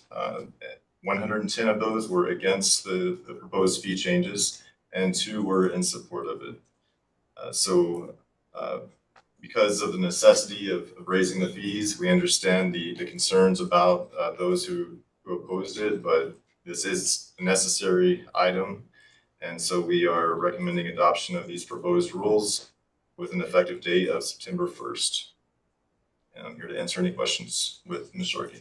Commissioner, any questions? Yes, sir. I'm just curious, how much did So for a veterinarian, our renewal fee went from $195 to $340 for per annual renewal. And there were increases to initial licensure fees, and then similar increases for our other license categories, which include licensed veterinary technicians and equine dental providers. Mr. Castro. Thank you, Chair. What's the total amount of funding you all got, or what's the budget requirement for this one, the software update? So the software update, we were given $1.1 million in capital budget for that. We're going to come in slightly under that budget, and we're actually anticipated to go live sometime in the next week or 2 with that new database system. So we're very excited to launch it, but we will be coming in under that capital budget appropriation. So this is purely for the purposes of the software right there. There were some additional appropriations given to us in this last legislative session, including doubling our enforcement capabilities. So we went from 5 investigators to 11. This is in line with Sunset's recommendations. Our previous performance measure was for us to conduct 800 inspections on licensees each year. Sunset found that in order to make sure that we were properly assessing risk, we needed to be investigating or inspecting our licensees once every 8 years, which actually doubled our output to about 1,600 inspections per year. So in order to keep pace with that, we requested an increase in our enforcement capabilities, and so we were able to hire 6 additional investigators. So this fee increase is only for the delta for the software, correct? And the inspectors, I guess. The inspector, and so some other additional programs to get the agency where it needed to be, but we anticipate because the one-time capital expenditure for that database is one time that we will be able to lower those fees once that's paid for. Okay, in terms of IT for the running the software or what it is, you all have the current staff that needs to be augmented, or you got to decrease with the efficiencies what you're going to be seeing with the new package? So we'll be seeing additional so as part of the database system, we do have tech support included in that kind of ongoing software system. So we don't necessarily need to have someone on staff to handle that. We will have those capabilities and that ongoing support through our provider. But there were some, like I said, some additional appropriations. So we will be lowering the amount of the fees for that software related to that initial capital budget, but not for those ongoing programs like the additional inspectors, staff veterinarian, an additional staff attorney, and some other ongoing costs. So in essence, this increase is required because of software and the growing pains. Fair enough? Yes. Okay, Yes, thank you. Commissioner. Any other questions? Okay, I'll entertain a motion. So moved, Chair. A second? All in favor, say aye. Aye. Opposed? Carried. Thank you. Thank you. Advisory board, what are we doing? Anna, who's doing the advisory board? Oh, Brandon. Good morning, Brandy Myers, Deputy Executive Director. You have in front of you one appointment and multiple presiding officer reappointments for some of our boards. So I will go through those for the appointment. We have the Speech Language Pathologist and Audiologist Advisory Board, adding Ana Maria Martinez to that board. And then for presiding officer reappointments, we have John Richard for architecture barriers, air conditioning and refrigeration contractors advisory board, Jerry Bittner, elevator advisory board, Grayson Hill, property tax consultants advisory council, Stephen Mills, registered sanitarian advisory committee, Stephen Otastos, please forgive me. Texas Water Drillers Advisory Council, Johnny Rusty Gilmore, and then for Weather Modification Advisory Committee, Judge Franklin Riley. Thank you, Brady. Any questions? Yes, sir. Yes, sir. Council, sure, I've asked council to, prepare a conflict of interest and some sort of a, methodology where everyone finds by themselves. So I think, Derek, Derek, there was a great amount of discussion. I wanted to update where we are. And, I think, if you recall, last December, we did talk about it, that you said it's going to come in, so timeframe. Commissioner, I can speak to that. Courtney Arbor for the record. We've had some meetings about that recently. In fact, the team has reached out to other state agencies, done some research in the law, reached out to some other state agencies to look at their standard operating procedures to see what might be a fit for TDLR. And we should be briefing this next week. We're waiting on a response from one other agency, but we are moving in the direction of making some recommendations on how to improve that process. Thank you. All right. Next. Any other questions? All right, I'll take a motion. Vote. Second? Second. All in favor, say aye. Aye. Opposed? Motion carries. Thank you. Ready? All right, Courtney. Your inaugural launch here. My inaugural meeting, Yes, yes. with the interns who were in new hire orientation with me, so we're old friends, by the way. I'm happy to introduce Where's you. your place been? Where's mine? I forgot to wear mine today, but I have one. I think Bruno gave it to me. Commissioners, I just wanted to say it's my 8th week as executive director of this great agency. I want to thank you and the team for the warm welcome I've received. I know that you know this agency has many trains running down many tracks, and the efficiency that the teams operate in making sure the day-to-day or the making of the donuts happens consistently and with good customer service and with the core values in mind. Really pleased to know the core values actually come out of mouths and show up in emails and on chats regularly. So I've been really pleased to see that. In the 8 weeks, not only have I been impressed with the professionalism and appreciated the welcome, I've also seen the team here adjust to things that other agencies might not do as well. That Microsoft CrowdStrike event that happened on Friday, I looked at my phone before 8 a.m. and John Fowler was alerting me that we were affected and working on a plan and had already communicated via email and acknowledged that some staff may not have been able to see the email, so we were working on another plan with HR. Sharon Hamoya and I immediately started communicating. Within a couple of hours, everyone's personal email or phone had been had a rave notice go out to let them know what was happening and how to remedy it. And so both on Friday and then yesterday, we had staff from multiple departments, specifically IT, who had an all hands on deck approach. One of our staff worked on his birthday, probably was planning to help. We could do some of this by phone, but it was much more efficient if people would bring those laptops in. And so the team was on call all day Friday and Monday to sit with each person. It had to do with an update that you're probably aware of, a bad file in the update. So anyone who had updated had this issue. We had about 300 affected machines, and as of this morning, I think we have 14. So that was a really good example of the emergency response kind of tactics that are in place here. On the flip side, we're also working on our legislative appropriations request. That's a longer term effort, and we don't really need to turn it in for several weeks. In fact, we still don't have the formal instruction for how to do that, but our team know the ropes. And so for several weeks before I arrived and since I arrived, we've had meetings to put together the LAR so that when the instructions come, we can tweak it and be prepared. But I've seen with a quick response and something that doesn't require a quick response, people react and react appropriately. So I've just been really impressed. I wanted to say thank you to everybody for the welcome, and I'm happy to be here, obviously. So I'm surprised you fixed it so fast. It should take a couple of months at least. Very nice. All right. Anything else? And we have some other reports. Yes. Our first report is a customer service update with Director Craig Howard. Another rookie. I think this might be his inaugural Yeah, I update. just say. You're gonna have to order more punch pins. Okay. Yeah, good morning, Chairman, Commissioners, TDLR Executive Leadership and team. Yeah, I'm honored to be here this morning. As our Executive Director Courtney mentioned, yeah, this is actually 12th week for me. So, however, I'm really honored to be here, excited to be here, and just like really in short, just a little bit about me. Like I said, 12th week here as I'm Craig Howard, Director of Customer Service, and prior to coming over to TDLR, actually was part of the HHSC team. Wonderful team there, and my responsibilities there included overseeing and directing the 211 Text Information Referral Network.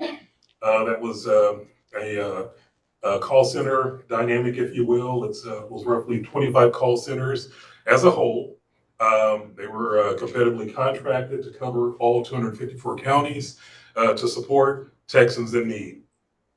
Shelter, food, tax preparation, educational needs, and what have you. But overseeing that operation, we pretty much handled roughly 3.5, 3.8 calls, contacts actually answered annually. And we ran 24/7, 365 days a year. The dynamics of staffing structure, each of the call centers had a director, a couple of managers, leads. We had some resource specialists. Those were responsible for ensuring that the data that was shared with the communities, Texans in need, was kept up, added, tweaked, adjusted, what have you. But again, so those that was some of the involvement there. Before that, Texas Department of Family and Protective Services worked closely with the statewide intake abuse hotline center, if you will. Anyone familiar with that center? Worked closely with telecommunications team there. So again, so it all evolved. It's about 3 decades worth of telecommunications, customer service, as well as call center, customer contact center experience. So again, excited to be here. Had some awesome work in the past, but very excited about what we're doing in the present. And I really appreciate the information I've heard. This is actually my second commission meeting since joining TDLR. And of course, I gave you a little background, but just wanted to give you a couple of highlights in terms of our current call contact status.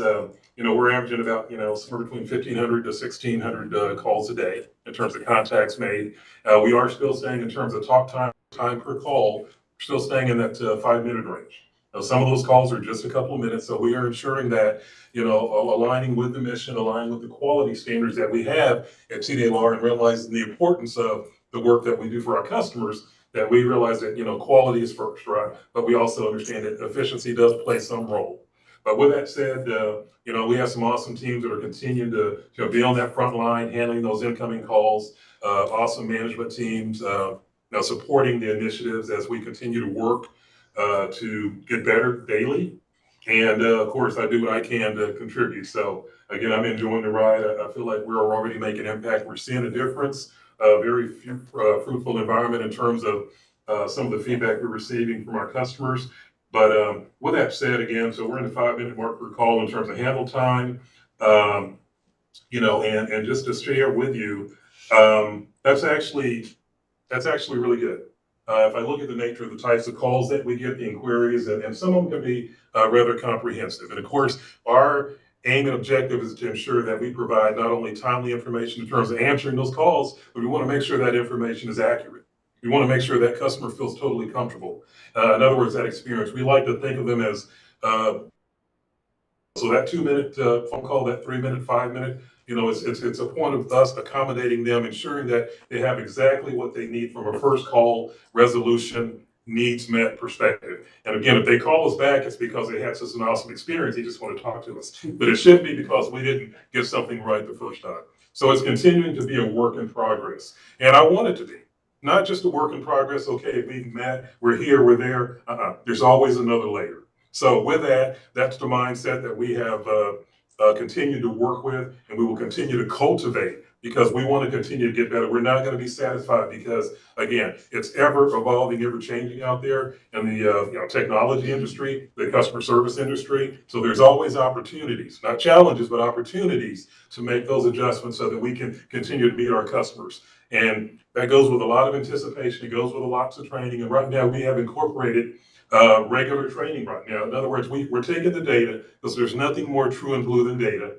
Right, we're taking the data. We're looking at the nature of the phone calls we have coming in. We're looking at the concerns of the environment of the state, and then we're making preparations based on that. So we're having regular trainings monthly with our customer service representatives. So we're having those brief trainings or try to work it within the call frames, right? You look for those lower periods so that we continue to have the coverage we need. However, we need to incorporate that training because things are changing within our various divisions every day.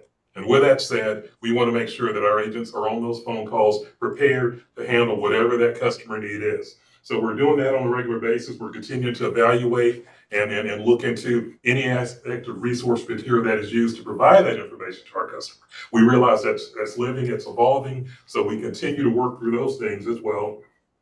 We have weekly leadership and calibration meetings where we actually dissect phone calls, emails, any medium of communication that's currently being used within our agency with our customers. We are constantly going through and dissecting it end to end, from the greeting to the closing, the content in between, voice tones, pulse, any aspect of what. And then if we don't have that information that we need to provide to them, then we take that. I take that to licensing. I take that to educational teams. I take that to enforcement. We get together, me and some of the leadership. We talk about what the needs are. We talk about the things that we've identified, again, driven by the data.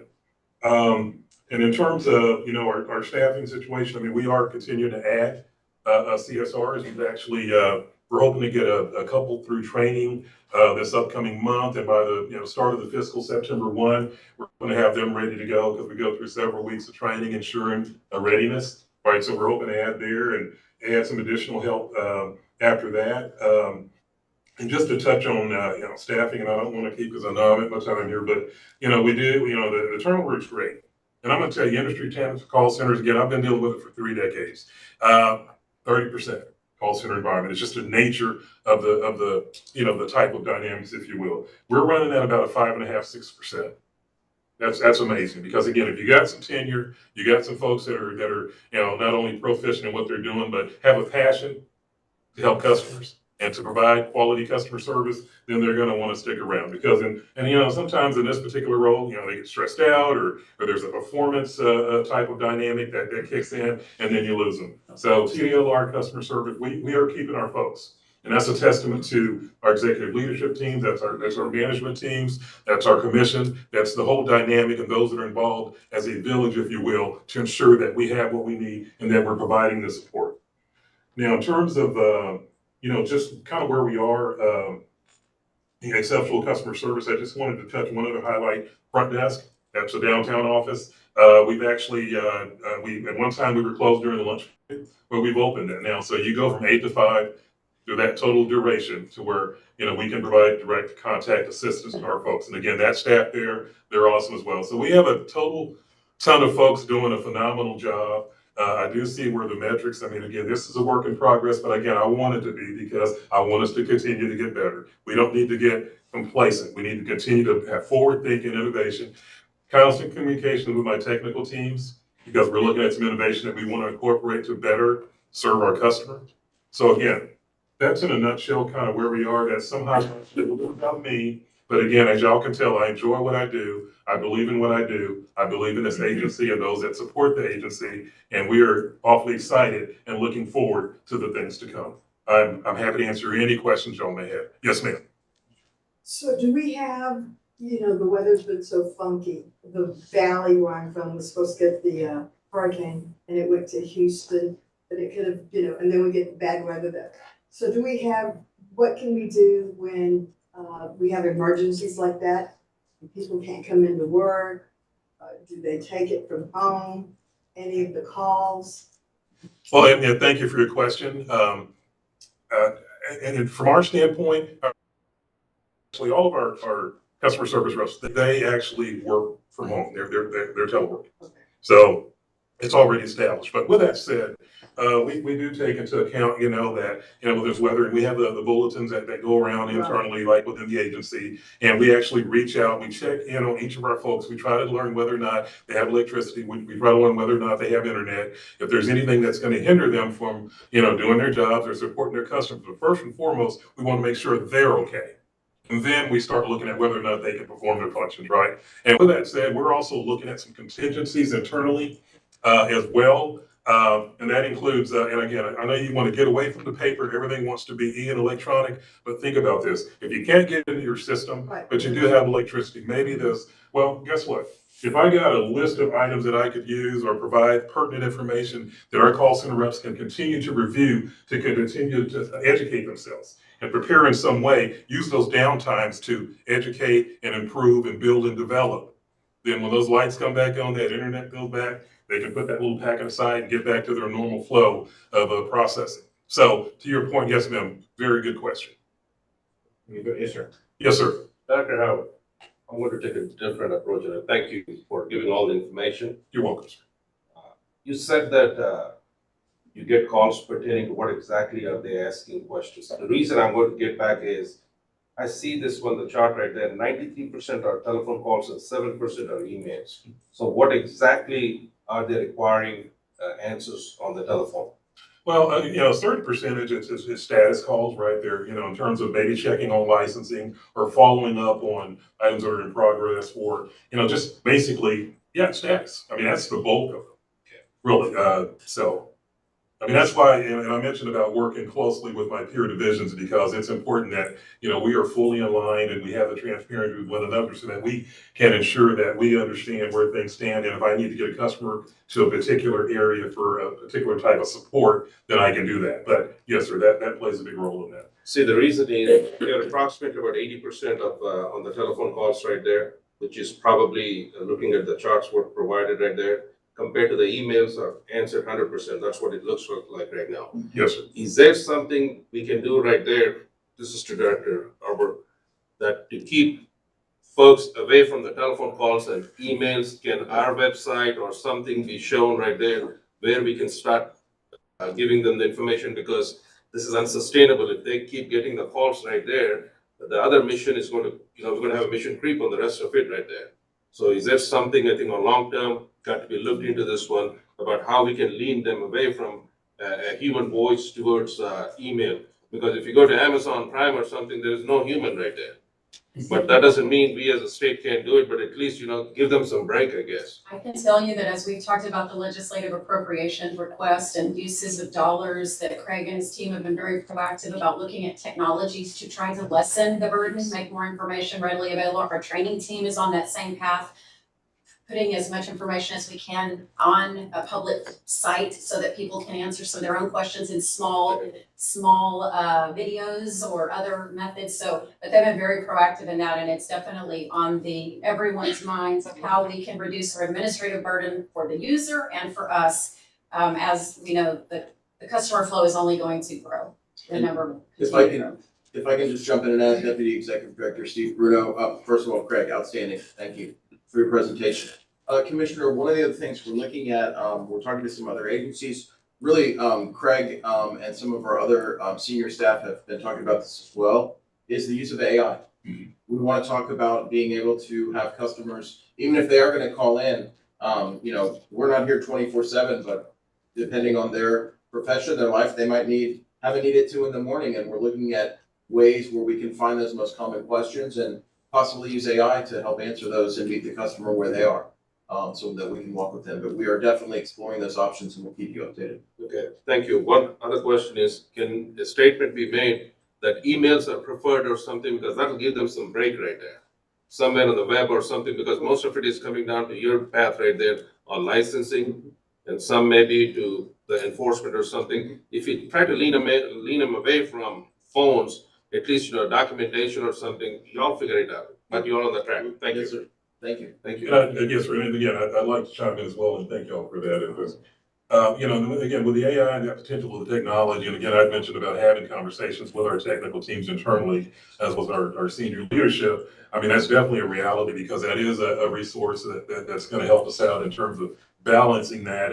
And what's really a neat thing about it, I know in some of my exploration has included looking at some advanced level reporting. There's a huge design of reporting centered around being able to monitor whether the neat part about it because we've all experienced contacting in this customer service world, contacting organizations, and you're trying to get what you need, which is totally set up north south, and you need to go east west in terms of what your needs are. Well, this type of reporting, and there's a level that you can get to with this that's going to let you know. And each time, though, when you contact that particular system and it's not effective for that caller, guess what? There's a recorded capture on that. So therefore, the technical teams within that organization, they take that information and they basically program or code that in to where that next time that same type of call is covered. So it continues to develop over time. And I know we've been looking at that, having like me and Simon, we've been having some really granular conversations about that. And you know what? I'm looking forward to it. At the end of the day, though, it's going to be effective for our Texans and our customers out there. Thank you. I think eventually we got to go to the 1-900 number concept maybe. Yes, sir. Yes, sir. Real quick on the follow-up on, why do we have more phone calls and emails? One of the questions is how fast does an email get responded to? A lot of times people make a phone call because they either haven't heard back from an email. Sure. Because it takes longer and they just want to hear from somebody. So, there's reasons sometimes they just want to know, hey, is my license still good or whatever, if they don't get a quick response.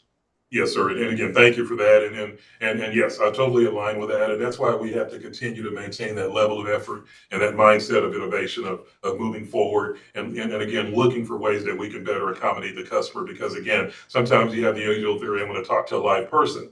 But again, it indeed is efficient where you can get those emails going. And then we also look currently with that email process that we have, we actually have a level of efficiency measured around that. We're not going to be complacent and comfortable unless we know that we're processing those as quickly as possible. So yes, sir, that is included in what we're continuing to evaluate. And again, it's only been 12 weeks for me, but I feel like it's been very fruitful and I have to give testament to my total support system. Thank you. Thank you. Thank you.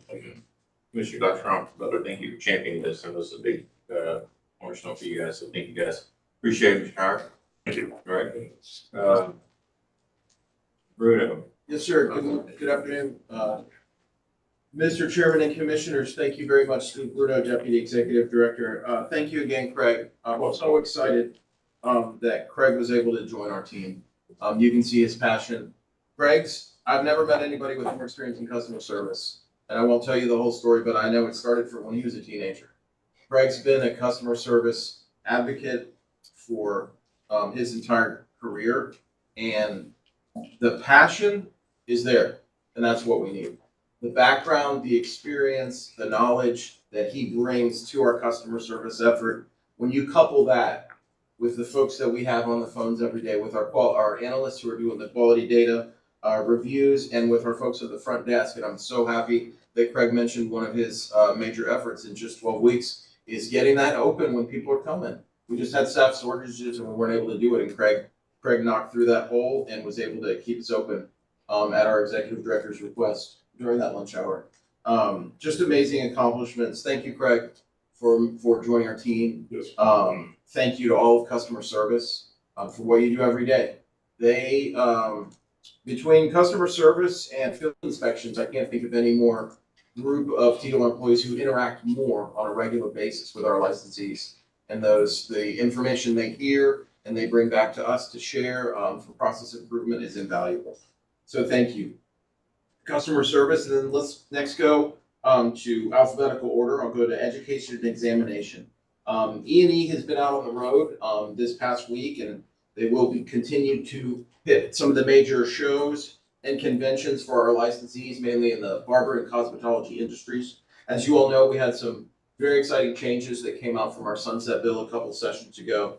And one of those, when there's change, there's questions. And so the team is out there answering those questions.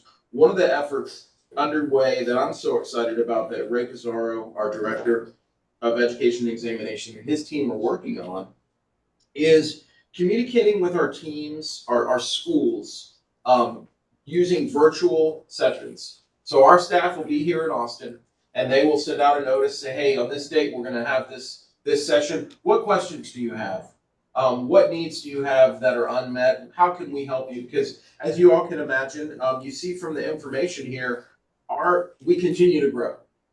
The number of curriculums approved continues to increase because the numbers of schools is increasing, because the numbers of people who are moving to our state or who are citizens and choosing these careers continues to grow. As I say a lot, hair's not going to stop growing. Nails aren't going to stop needing to be done.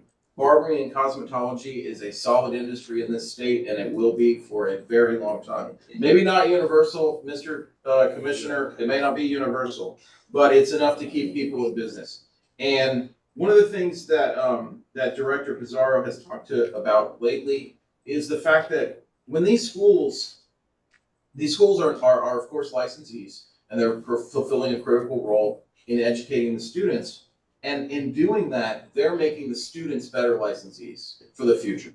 If a school can train the licensee in everything they need to know, as far as what we're concerned, for following the laws and rules, when that licensee graduates and works in a salon or a shop or eventually owns their own, they're going to be a better representative of that industry, and they're going to be somebody who we're frankly not going to need to worry about in Ron's department over in the second big part of our agency's name, which is enforcement of regulation. Excuse me. They won't have to worry about Ron's department, and so we're working that, and that's just one of the concepts we're working on to continue to partner with our licensees to make things better.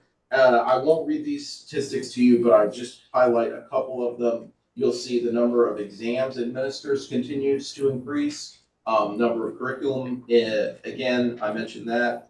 And we've got a lot of folks in a lot of schools right now who are learning our trades and who are going to be future licensees. It's very exciting. And then finally, licensing. You'll notice in the report that was handed out to you that there was a blank. Of course, it gives us the fiscal year overview. There was a blank for June, and the reason for that was that, as you all know, we have older systems. We've talked about it enough. We're going to be acquiring a new one. One of the negative sides of that is that it does take longer to compile these reports. So because of the deadlines for getting materials to you all in time, we had that. Yeah, so I'd like to fill in that blank and share with you, another month, another 30,000 plus licenses. 30,000. I mean, I've lived in some cities that are smaller than that. Right? 37,600 licenses. 698 new licenses were issued in June by the licensing staff. Again, I want to express my thanks to the licensing staff, to the education and examination staff, and to the customer service staff. Again, the three divisions that I have the privilege to work directly with. We're working together. We're having regular conversations with each other because we're all here to serve customers. We are licensing services. And it's very exciting. Last thing I want to highlight, if you'll give me 1 second, I lost my sticky note because I always like to share my numbers with you on staff. And customer service, as of today, we're at 51 people. 51 people doing all that work that Craig highlighted. Education and examination, 16 people doing that work with those licensees, that critical work. And in licensing, 61 people. 61 people cranking out about 50,000 licenses plus a month. Thank you. Thank you. Thank you. This is a great place to work. We've got great teams who are focused on our vision and our mission and our core values. Thank you. Thank And I'm happy. Yes, me? Go. Steve, I just want to echo what you said. I'm proud of our agency. I think we've turned a corner, and our staff is doing an incredible job. So thank you all, from the top to the bottom, the oldest person here to the youngest hires, and even the interns. An incredible job. Thank you so much. Thank you for taking it seriously. The people on the other end of that phone that have no power take it very seriously because their livelihoods depend on it. So thank you so much. We've come a long way. Mr. Ashburn? Thank you, Steve. I think, Yes, sir. additionally, Chair, he does provide me a different file too. It shows approximately about 10,000 pending. I think. Yeah, that some goes of to all them- commissioners. All commissioners Oh, receive okay. that. That goes, okay. I didn't know that one. Yes. But I think, two of them are from, May, I think. Is there a reason why, what's the issue right there that, if they didn't submit something, what's the process right Sure. now? Thank you for that question. There's various reasons. First of all, the numbers that I share with you, that date does not reflect each of those, right? That's just simply reflects the oldest. It could be a variety of things. I know that in our largest programs, barber and cosmetology, actually it's the highest volume. A lot of those are other states and other countries, and those take longer. We have to evaluate the criteria. In some cases, we may have a reciprocity agreement, which is great, but in others we don't. And it takes longer. We must evaluate and ensure that those coming in have the same standards as the people who are graduating from our schools. So here in Texas. those, in terms of, those are the new licenses, has nothing to do with the renewals, correct? It could be a combination of new and renewal, but in the barber and cosmetology world, the majority of those that are the older ones, that take more time are the transfers, either from out of state, and then even more complicated is out of country. We have many people, as you know, moving from other countries, and they are barbers and cosmetologists, and we will get them licensed or tell them what they need to meet equivalent education. But those transcripts simply take longer. Other factors include, we've recently had some staff turnover and dips and rises in staff levels is a factor. And then right now with summer vacations. See, I'm not concerned about the transfers, I'm more concerned about the renewals right there, because that's local Texans right there, they're looking to get the stuff in, that's an issue. I think there are only two, the next one is the electrician, I'm pretty sure you may have the same issues right there. Yes, sir, Commissioner. I believe it's actually elevators. I believe it's the elevator reports. Elevator, okay. Yes, sir. It's not the electricians. Those codes are close to each other. It's the elevator reports, and what these are existing elevators that are out. They've been inspected properly. They meet the requirements, and it's a volume issue. And one of the things that Heather Muir, Director of Licensing, has done to attack that right now is to spread that work across all teams. Okay, fair enough. Other question is, I want to commend Ron, Mr. Foster, for increasing your turnover, your days to complete, your percent complete, or the 6 months closure, you increased from 56.01 to 57.11. I think we can do better, I think, right? Just kidding. The 1.1%. And I think your complaint closing from 213 days, which is about approximately 7 months, to 6.5 months, 198. I think we could be 180 maybe. I'm just kidding. But thank you for enforcing that one, doing that one. That's all I wanted to commend. Yes, sir. Thank you. One personnel update regarding the licensing division. There's been a blank in the deputy director of licensing position, and that has been filled by Katie Bryce, who's currently with our compliance division. She'll be coming over to our license. Thank you. Great job. Long ways. Mr. Butler, long ways come, long ways. And I would choose other analogies like chronically challenged board members. Yes, sir. Members, I mean, hair does stop growing. But Yeah, it does, yeah. All right, Brandy. Deputy Executive Director. So for my groups, I think one of the things is that they're the behind the scenes heroes of our agency. They're our indirect administration folks. And so sometimes you may not see a report that highlights all the good things that they do. But trust me, if they weren't behind the scenes doing their thing, the rest of everything that goes on in our agency wouldn't be occurring. And so sometimes that gets missed. And so I just want to say thank you to our groups for that. We're kind of coming right now to the end of the year, wind up, wind down. We're getting ready to get to August 31st and then start September 1. It's a big time fiscally, and a lot of our groups are involved in that.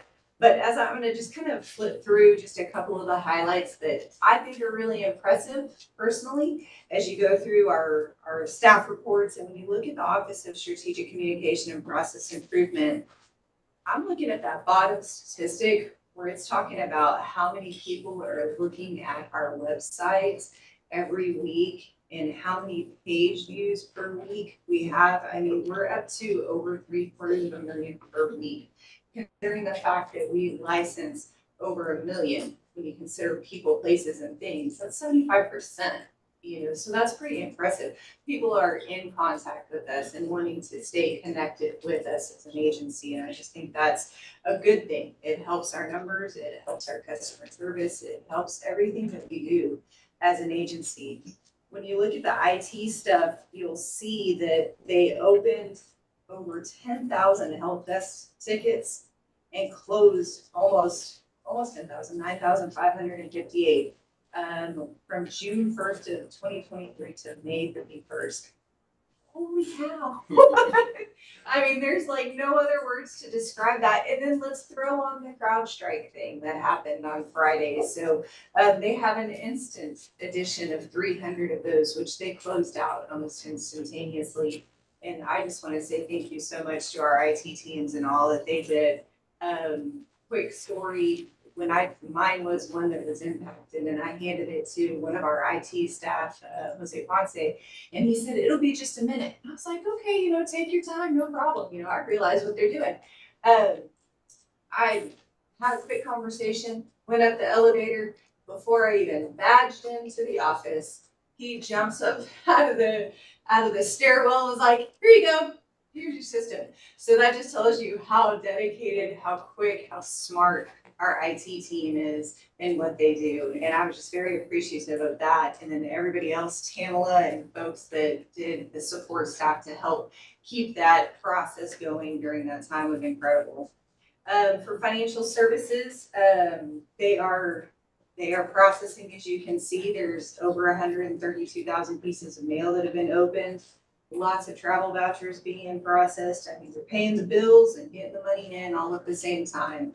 And they're keeping pace. We don't have a backlog in financial services from the mail. And so they have kept that up, and I'm very thankful for that. When I reported to you last time, I went through all of the bubbles that are on my side of the word chart. But one thing that I was remiss to tell you about and to brag about one of my team members is Tony Kubion. He is our budget and policy analyst. He is our unsung hero as well, that so many people don't realize. He takes care of all of our fiscal notes, our cost estimates, our performance measures, and he is just incredibly smart. He is the person behind the numbers. He puts it all together, makes it work. And because of his efforts, we have great favor with our oversight agencies. When we turn in numbers to the Legislative Budget Board and when we turn in numbers to the Controller's Office that says, hey, this is what we think is going to happen, they're on target, and it's because of his efforts. And so I just want to take that moment and to thank him for all of his hard work as well that goes into this agency's success. And that's the end of my report. Good job, Mike. Good job. Speech. Hold on. Later, Tony. You're quick. I know, what do you say? Commissioner Joshua, do you have a question for Randy? Yes, on the IT. Old days, we used to see the pending projects or something. One of the stuff what I typically pick on the 2012 server. Has that been fixed or that's been put in the fryer pan? It's a continual project. That's just regular maintenance of us keeping up with. Is that going to impact anything with our cyber or whatever it is going on? No. Maybe you need to go back to the old server, maybe. That's probably not better. All right. All right. Any other questions for Randy? All right.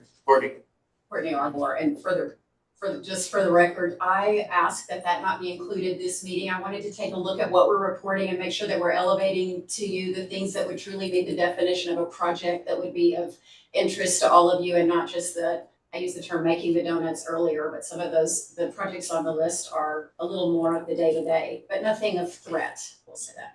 I also just wanted, aside from saying I agree wholeheartedly with the comments about Tony and Brandy, who when I mentioned that legislative appropriations request pre-work, it is that those two and a slew of other people who are forward-thinking in that endeavor. The last thing I want to mention, and I can't go into much detail, as you know, the licensing replacement the licensing project for the replacement of our current system continues underway. We can't go into a lot of detail, but I wanted to make sure, commissioners, you know, you've all signed a non-disclosure agreement. Should you like more detail about where we are in the process, we're happy to provide a briefing. Just contact me and we can set that up. I'll take up that offer. Excellent. Thank you. Anything else, Courtney? That's all I think. All right, commissioners, I'm gonna have the next meeting September 13th. We're gonna adjust the October 15th meeting. We'll get back to you on that. Yvonne, would you help me choreograph that? We're gonna have to move that meeting. And, I think that's it. Anything else? What was the date again? September 13th is the next meeting, but we're gonna move the October 15th meeting. We're gonna decide which date that will be on. So for the record, Chair, we're going to have it on Friday, September 13th. That's what the. Yes, sir. Yes, sir. Nothing special about that, anyway.